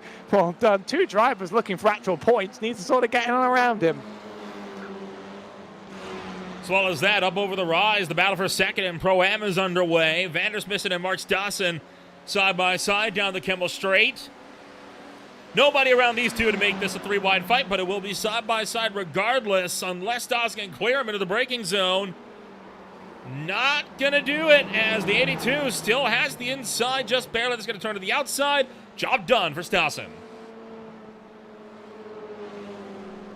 The fact that we're racing in these conditions, I guess we're getting more and more confident. I'd like to see how much confidence we bring to the next race, actually. The reverse grid's going to be even more carnage than usual, I think, because of just how all the drivers who have been running very, very slow are going to very much have to let Thielen past, possibly. There's Colin for P2. We are starting to get the racing evolving. In the final lap, yes, but you know what to say, better late than never. As through Stavolo, Fagnopoulos kicking the tail end out. As they make their way down towards the corner of Blanchemont for the final time today. Meanwhile, Jentel Van Talen coming around through the chicane. Final time in this one. Jentel Van Talen, easy W here in this one by 18 seconds here in the pro category. Meanwhile, Gaultier Fagnopoulos continuing to try to hold on against Matthew Collin. Collin's got one more chance, looking for the inside. Can't do it, looking for the outside instead. But it will be the driver, the number 27, unless he screws up the final corner. He will not. Gaultier Fagnopoulos with the podium. He'll pick up number 2 on the day. Right behind him, Antoine Nicolai will cut big time into the championship as he will look to secure the Pro-Am win. That felt like a 2-hour endurance struggle, and they've just got to go ahead and do it again. Ain't that the joy? You love to see it, don't you? As there is still more action yet to be had here in this one. Final few cars coming to the line. And then, of course, you still, have Rubrook and Goosens as well that have yet to sort themselves out. Nearly a minute behind. They're just exiting Stavolo. Do you think we can call it for them? I don't know if we can call it for them because... I don't know if we can. Yeah, there's only 1.6. It could close. Because also just anything can happen at any of the turns, even if you're on your own.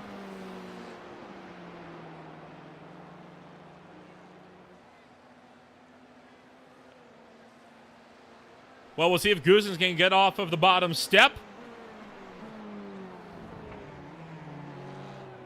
He's looking, but not going to do it, and that this time will do it. Maxi Rubrook will hold on for the 11th place position. So overall, yet another pretty wild ride as round number 1 in the books for the Pro and the Pro-Am drivers. And this is how they will finish up. Jentel Van Talen, Gaultier Fagnopoulos, Matthew Collin. Third will be your Pro-Am driver, Antoine Nicolai, in 4th. Bassan in 5th. Herman Noah in 7th. And it's Dawson, Vandersmissen, De Vleger, and Stavers. For the top 10, 11th and 12th, were, of course, Maxime Rubrook and Peter Goosens.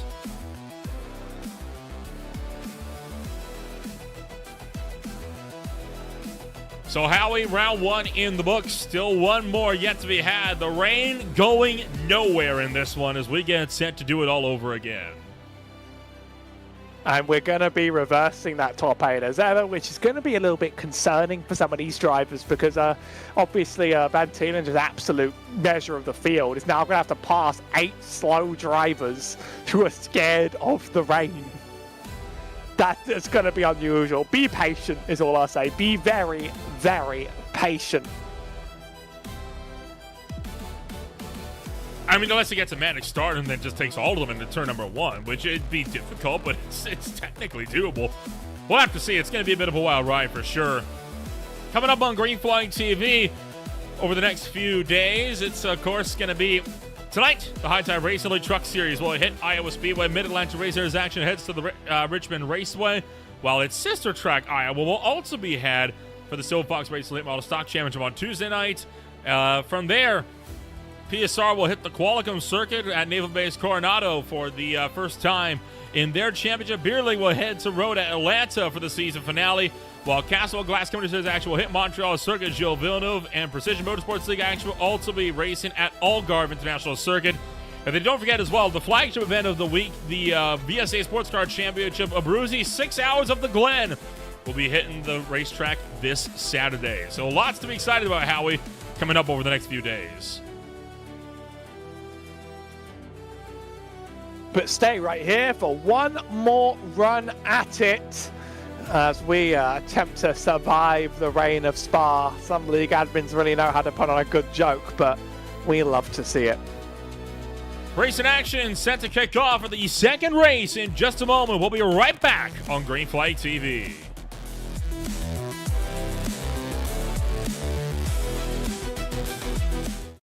Racing isn't easy, but experiencing it is. iRacing puts you in the driver's seat with the industry's leading sim racing game. Drive on laser scan replicas of the greatest racing circuits from around the world.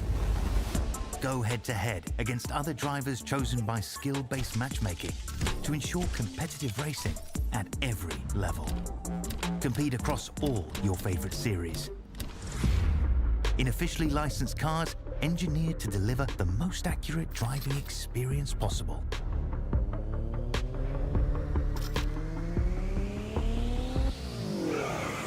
Join a race or host your own with players from across the globe.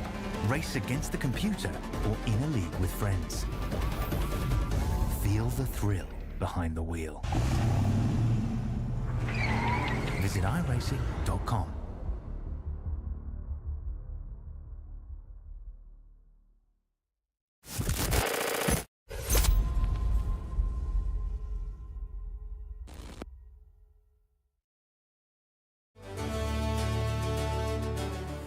Welcome back to Green Flag TV, where we are less than 100 seconds away from the second and final race of the Pro and the Pro and Field, and the final race of the day as well. What a race it has been so far. Two extremely action-packed races in the dry, and even an action-packed race in the wet as well. We've seen cars going 2, 3, 4 wide. We've seen cars going airborne and everything in between. Howie, we're in for a wild one with a minute to go. So drivers have a lot more confidence in their wing, but they also have that slightly reversed grid that's going to be tricky. So between those two factors, do they neutralize or do they produce more chaos? How many are going to make it to the end of here today? Well, we got all 12 to the checker flag and on the lead lap in race number 1. I see no reason why we can't do the same in race 2.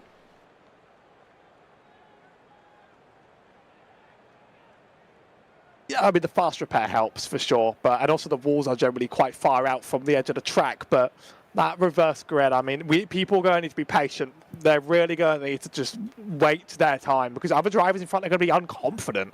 See, it's harder than just passing someone that's slow. They might not be predictable.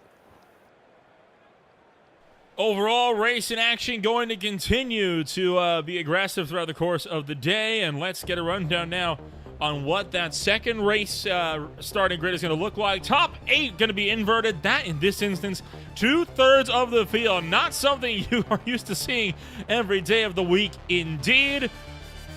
But here we go. With 20 more minutes on the clock, starting on pole position, it is going to be Stefan Vandersmissen in the number 82 engine. Mark Stossen alongside him, front row of the grid here. That was the grid from round number 1. My apologies. As there it is, Vandersmissen and Stossen 1 and 2 up front for race number 2 on the day. Herbigno and Julian Massant, 1 and 2 for the Pro category. They'll start 3rd and 4th overall. Nikolai 3rd for the Pro-Ams. He'll be in 5th alongside Matthew Collin and Gaultier Effective Paulus, with Jens Van Talen still looking to fight back after winning by 18 seconds in race 1. He'll round out the top 8. De Vleker, Stavers, Rubrook, and Goosens round out the top 12. And already we've got this field gearing up for action here as they are ready to rumble. Revs are building, lights are out, we're underway for the final race at Circuit de Spa-Francorchamps. Again, Vandersmissen with a good getaway, and he is gone into turn number 1. How long will that hold? Everybody makes it through turn 1, but that's arguably the easiest one on the track in these conditions. Looks like we have a little bit less rain. Actually, yeah, we're not raining anymore. So the track will dry over race distance if cars get enough running. Up, ready, on we go. See the big puddle splash, see some slides out from cars. And Hermanol's going to go for that P1 down the straight. Stassen's pretty close as well. Looking for 3 wide. The confidence is definitely there from race 1. 3 wide down the straight. Hermingdale trying to hold on. Mark Stassen through the middle. Can he take the lead? Not quite. As Hermingdale pulls the inside. Contact pushes him out to the left. And with multiple drivers making contact behind, Hermingdale retains the race lead.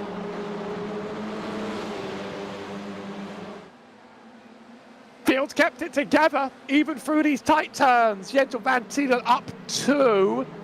He's taking this relatively slowly, but running side by side in his conditions. I mean, it's got to be actually, oh, it's raining in some of the track and it's dry in the rest.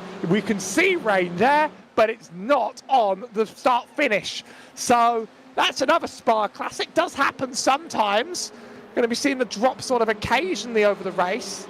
It's pretty much about as wet as it was the first time, though, as Hermingdale runs into the distance. And not to mention, if I'm being honest, even if it was perfectly dry out here, right? I mean, the track wouldn't dry out fast enough to warrant a change over to slick tires off the road. They're going to go Matthew Cullen after contact from Antoine Nicolai.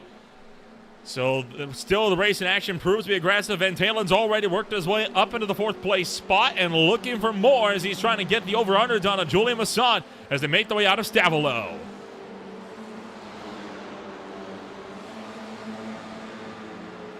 Running in line, but the top 2 have pretty much gotten away and the rest are grouped up carefully and tight.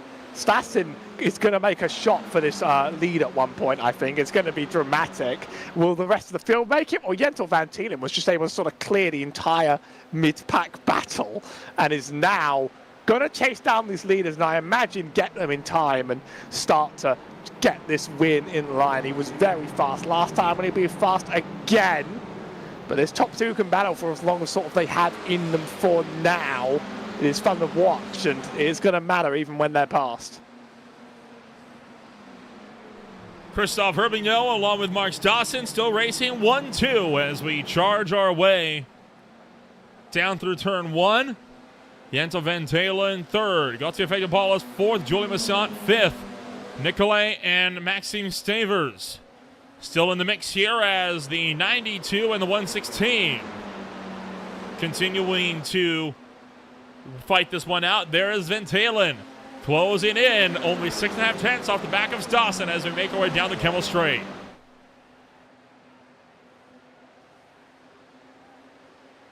Really, I mean, a lot of the run through Eau Rouge and Radion sort of determines the pace down this straight even before you really think about the draft, just because people are going to be running this at such naturally different speeds. Van Tielen's with them now. In fact, the whole top 4 has come up close. This is the thing, if you did finish around P8, you were relatively slow on the long run pace in the field. You may have just about survived, but Tielen gets covered off by Hermingdale on the inside pretty definitely. I wouldn't spend too much time blocking him off. There's a bit of ego in it, and there's a bit of fun and pride in it. You can do it for a bit, but if you overdo it when you sort of like know the pace he had as these top 2 cars, you might be beckoning disaster. And interestingly, the 27's sort of going to become a part of this as well, just as a factor of the racing.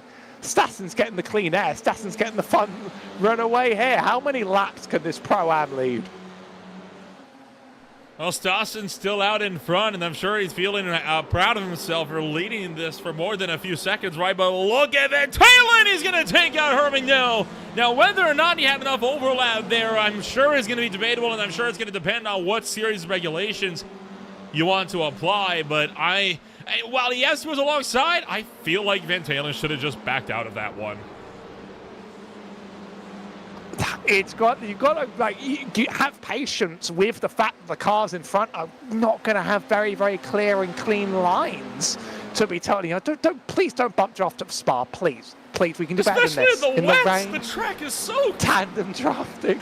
There's like 50,000 reasons you shouldn't be doing this now. They're looking at stock car drivers at Daytona and calling them amateurs pulling that stunt.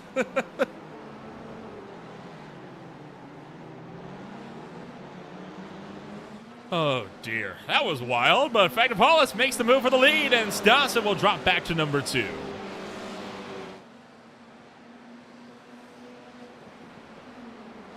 Yeah, this is going to probably become Van Thielen's in time, but we've talked about patience very wide for Gonfier. That's him down and up by a lot of places. Wow, here comes the drag race, the Pro-Am and the series champion. Give it up here. I do want to see Stassen go for a draft here. You know, you might as well take the last shot you're going to have running someone down. Oh, spin in the back. And that's right. We got a car. Someone has just smoked the tires over the top of Radion. Herming goes into the wall hard. So was De Vlenger. They're both out of the race. Oh, no. Someone destroyed the tires. In fact, 2 cars destroyed the tires. This is a look up over the rise. There's it's the curb. I didn't even see that when I was looking at the car in front. So Lawrence De Vleger is the driver that got caught up big time with this one. As he went up and over the rise, too much curb through Radion, and that's what spun him hard head-on into the barriers. And then Christoph Hermingel, the driver that started from pole position, caught up as well in this one.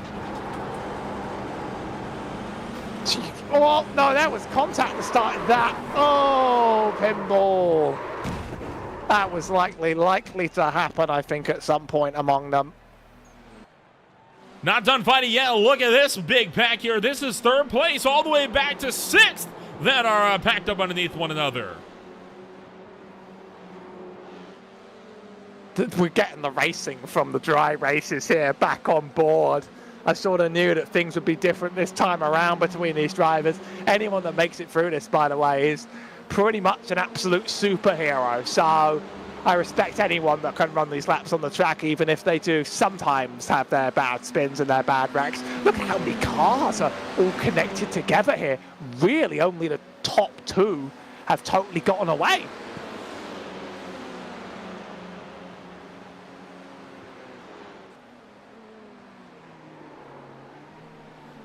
Overall, the race has proven to be a bit of a rough ride, as several drivers getting hard into the fence there, coming up and over the top of Erouge and Radion.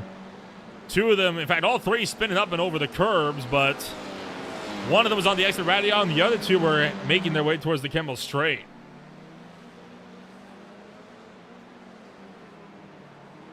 Now approaching the halfway mark on the road, starting lap 4 of the 8 we're planning around here. And it's slowly does it. Drivers, I think, going to hang in their own bubbles. They're going to focus on themselves just a bit, and we will eventually see a confrontation and sort of grow from it. But we are being mindful, I think, of survival now that these cars are starting to split.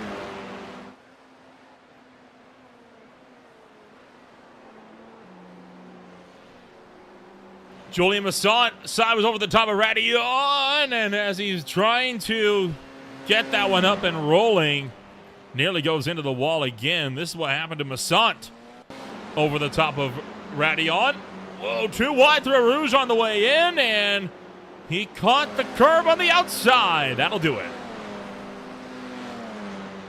Always that one curb. It seems to be a little bit of a pattern.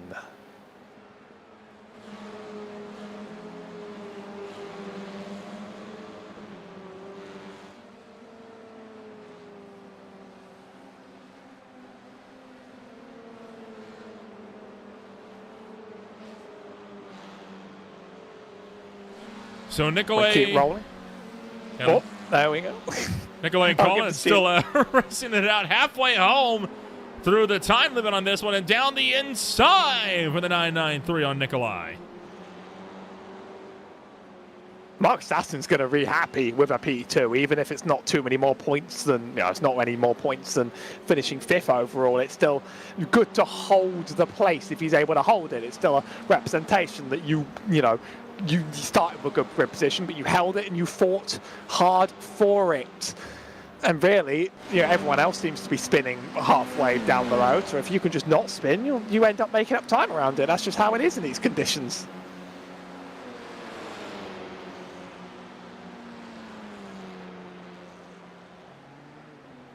Nikolai and Collins still nose to tail, fighting for 5th place overall here, about to start lap 5 of 8 on the afternoon. Jensen Van Talen again into the lead, and yet again second fastest lap of the race, side by side on the exit of that final chicane. And it is still Matthew Collin holding the inside on the way towards La Source. You can see parts of this track are drying off.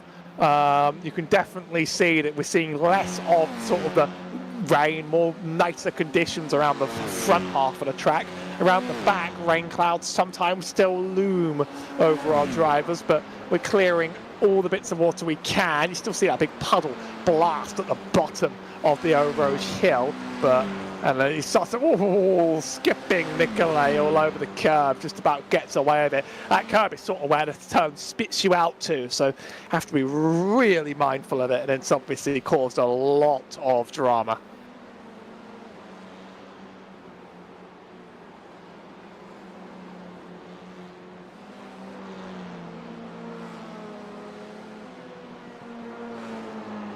Overall, the Collin and the Nikolai still race this one out. This is the closest duo on the racetrack, about 6.5 tenths between. You also have Goossens and Stavers that are, well, actually, they just became the new closest pair as Nikolai starting to lose touch with Matthew Collin.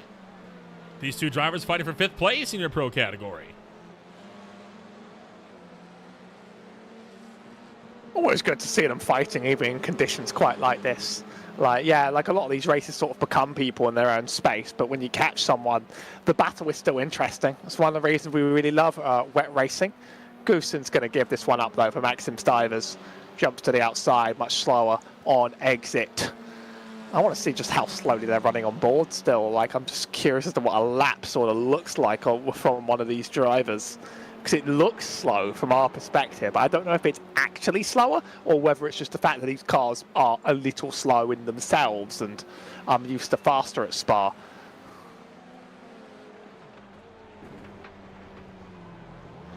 Oh, Stavers off the road. Dropped 2 wheels into the gravel trap, it looks like, and he's going to find himself on the outside looking in, and we will ride on board. Has he potentially dipped 2 wheels into the paint to cause this? Oh, gets away with that. There's the paint. But he's sort of deliberately taking immediately. There are some times where people are hitting the curbs and I'm like, you weren't in terribly good control, and it's unfortunate that happened, but unfortunately that one was just dancing with death. That just was taking a risk.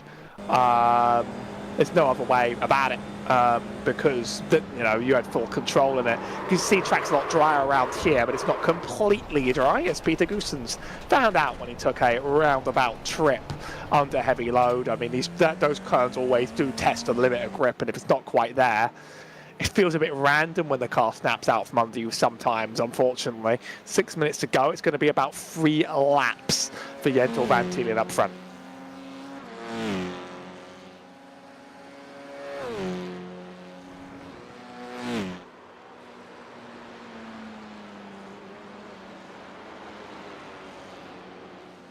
So Colin, Nikolai still running 5th and 6th. Now the lone battle on the racetrack within 1.5 seconds. 5.5 minutes to go. 3 laps in this one. 2.5 realistically for Jensen Van Talen. It's been a bit of a calmer Pro-Am race than I think we are used to. But that's not to say that the opening half of this second race was not filled with action all the way up until that massive just mess at Radion. The bigger wrecks happened in the dry, though. Makes you think. Makes you think, well, it's a consequence of drivers running harder and closer to each other, of course. I mean, there's fewer cars to tangle up in a giant one around here in general, but it still makes you think. That's all I'll say.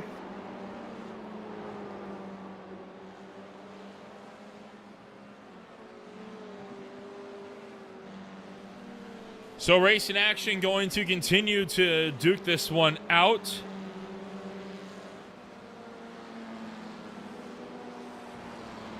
This is going to be a pretty insane race that these guys are going to be having coming into the Red Bull Ring, right? It's going to be just jam-packed of action. You're going to have yourself with 3 championships that are going to be decided. I don't think any championships are being decided today. What a ride. I wonder what conditions the series admins will put us in on the Red Bull Ring. Wonder if we'll get ice racing in time. Night They don't have headlights. No, It's no. impossible. I was thinking ice racing, which isn't here in ice iRacing. racing. But I would that would- support I would support a midnight race start. Could you imagine in getting Sim. the World Championship Snowmobile Derby on iRacing? That would be awesome. Euro NASCAR tried to do an ice race. No They didn't way. succeed because COVID got in the way. They never got back to it, but they did some tests, and they are interested in the idea. And I'm like, please make it happen.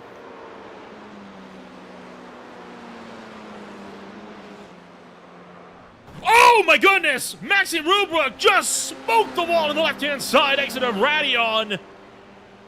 Holy cow, that was violent, and the third place contender in Pro-Am is junked. You can't ever let up. You can't ever get complacent and think, oh, it's okay, I'm done now. Because something horrible can just all of a sudden happen to you in your car. Drivers are taking different lines up through the turn as it dries. There's a big puddle on that curb, though. You saw all the water that gets spat off it. That curb has a big puddle that hasn't been cleared. And that caused some brutality. Oh my goodness. And that's the fourth hard hit, and that's right into concrete as well, right? There's no kind of barrier protection at that wall. Really showing what a violent impact it was. This is on board with Ruba for the Project Sync Racing team. He just got hung up on the curb, couldn't do anything about it.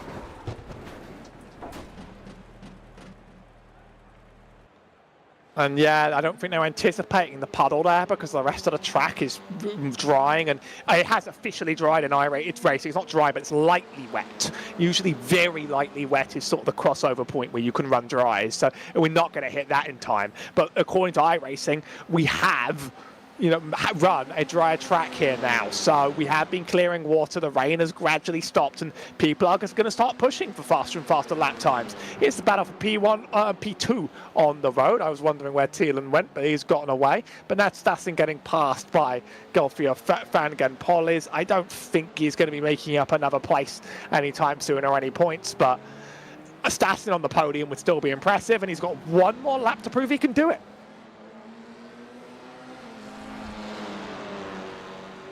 Maxime Stavers also having a moment. This battle still underway as we work the Circuit de Spa-Francorchamps for the final time. And again, the same curve and almost into the same point of the wall. He does keep it out of the wall, just barely on either side of the racetrack for Stavers. Good job for him. But my goodness, I mean, it's just been a massacre at Radion today.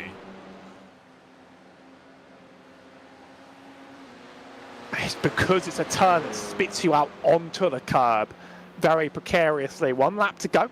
Expecting all these drivers to possibly keep their positions. Maybe Antoine Nicolai back there just behind our shot could make an attack on Matthew Collin, but that's about the only real shot we're going to have in these conditions. But I mean, like, praise be to the drivers that tried. Whether or not they wrecked, whether or not they made it to the end, they tried. They braved the conditions. They didn't run from them. It's always really, really impressive. It's always a testament to them. A lot of drivers do run from rain racing.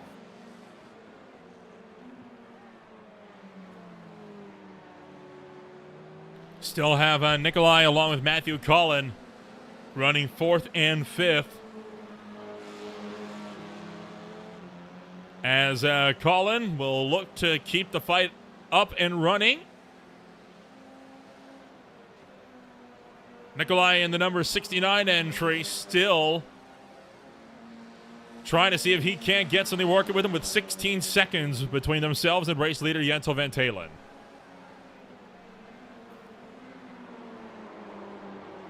Matthew Collin just holding on. You can see little bits of gravel still there. Not exactly on lines you want to run. Bit of Tokyo drift from Nicolai in the back. Maybe the car's meant to be run loose like that. If Jentel Van Talen approaches the last few turns to take a double win, a very, very confident one. In general, it's been confident throughout this championship, but this was the ultimate test. Battle still underway in this fight. Meanwhile, Jentel Van Talen working through the final couple of corners. He is going to look to take home the race win this afternoon. Solid effort from Van Talen. He sweeps the Pro-Am races today. Side by side through Blanchimont. Nicolai was all the way on the outside. Still too wide into the final chicane, but it looks like Collin might just fend him off. Give him a bit of a shot exiting the turn. Looks like that from this angle, but they're probably okay on the other end. That makes your P4 and your P5. Everybody just trying to get the day done around here, and credit to them for their work on the track. All 3 championships will be decided in 2 weeks' time at the Red Bull Ring. Still one more car, or one more battle yet to be sorted here. This is Massant and Goossens. It will be Julian Massant holding on by 2 seconds in this fight. And then the last car, well, the second last car running going to be Maxime Stavers. Lawrence de Vleger will be the last car running, over a minute behind Stavers, but with nobody else. He will be confirmed to be classified here in 10th. What a race that we had here today, and have to imagine this one going to be one for the books. Let's take a rundown of your official post-race results here on the afternoon for race number 2. Van Talen takes the win. Fagner in second. Stassen in third. Collin, Nicolai, Van Dersmissen, Massant round out the top 7. It's Goossens, Stavens, de Vleger, Rubruck, Herbing now, closing out the field.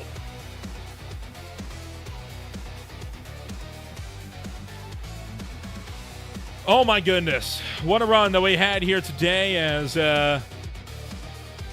Howie, we got ourselves Jentel Van Talen waiting to give us a chat here in the broadcast booth, so we're going to bring down the driver that finishes this race number 1 at the top of the boards in both pro classes, pro race here on the afternoon. What a wild ride it was for you here today, Jentel, and I imagine this is feeling like a great day at the office. You sweep the day, you take both races, and with that, you keep the championship alive heading into the final race at the Red Bull Ring. How are you feeling? It was a pretty awesome night, to be honest. Like, pace was mega all night long, especially in like quali and first heat. And then the feature race, I just knew I had to keep it calm in the first laps to not basically crash out, and then yeah, just create the gap and chilled out from there, I guess. Kind of talk us through what the racing action was like today, because it was a very different sight here in the pro category, a lighter field, and a lot more moisture on the track as opposed to the AM races. Yeah, especially in the feature race, like coming to the field, the visibility is actually 0 when you're close behind someone, so it's like really scary because there can appear cars out of nowhere without you even noticing, and it's really dangerous. But happy I managed to get out of the trouble and got into the lead pretty quickly, I think, and then yeah, from there on it's a lot easier because if you have a clear sight, it's basically impossible to get it away again. Overall, talk us through what the race has looked like here today, and what is going to be the game plan headed into the Red Bull Ring, where you look to try to see if you can't steal that championship away from Maxime. Yeah, I guess Red Bull Ring is just going to be like keeping it calm, because Red Bull Ring is a really big slipstream circuit, so it's just going to be take the points home and hope it's enough in the end. But we'll put in the work and let's hope it falls our way, and if it doesn't, it's either way.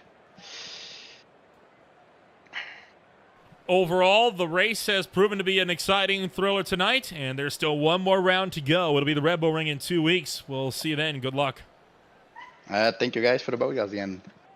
That was Jentel Van Talen for Blue Mercury Motorsports, coming home number 1 in both pro classes today. No sign of Mark Stassen here on the afternoon, Howie, but what a fight to close out this one. It's been a day of two different halves. I say almost every single show, but I think this is the one it applies to the most, so I can't say it's the next time around. Every championship will be decided at the Red Bull Ring, which is certainly a track that encourages plenty of dive bombs and bold moves, so it's going to be a dramatic one out there. Once again, coming up on Green Flag TV, it is, of course, short track week for Mondays through Tuesday. Richmond will be on Tuesday, then Iowa on Monday and Tuesday night. PSR action will head to Qualicum, while the Beerley will also take to road Atlanta. NASCAR Castle Company Series action will be racing at Circuit Gilles Villeneuve in Montreal, followed by the Precision Motorsports League. They will be headed to Watkins Glen this weekend, as well as the VSA Sports Car Championships of Bruzy, 6 hours of the Glen. If you want to find out more about who we are, what we can offer you, check us out today at www.greenflag.tv. Once again, my name has been Ola Rempel alongside Howie Burrows. Thank you all so much for joining us. One race to go, 3 classes yet to be decided for their championships. We'll see you all in 2 weeks.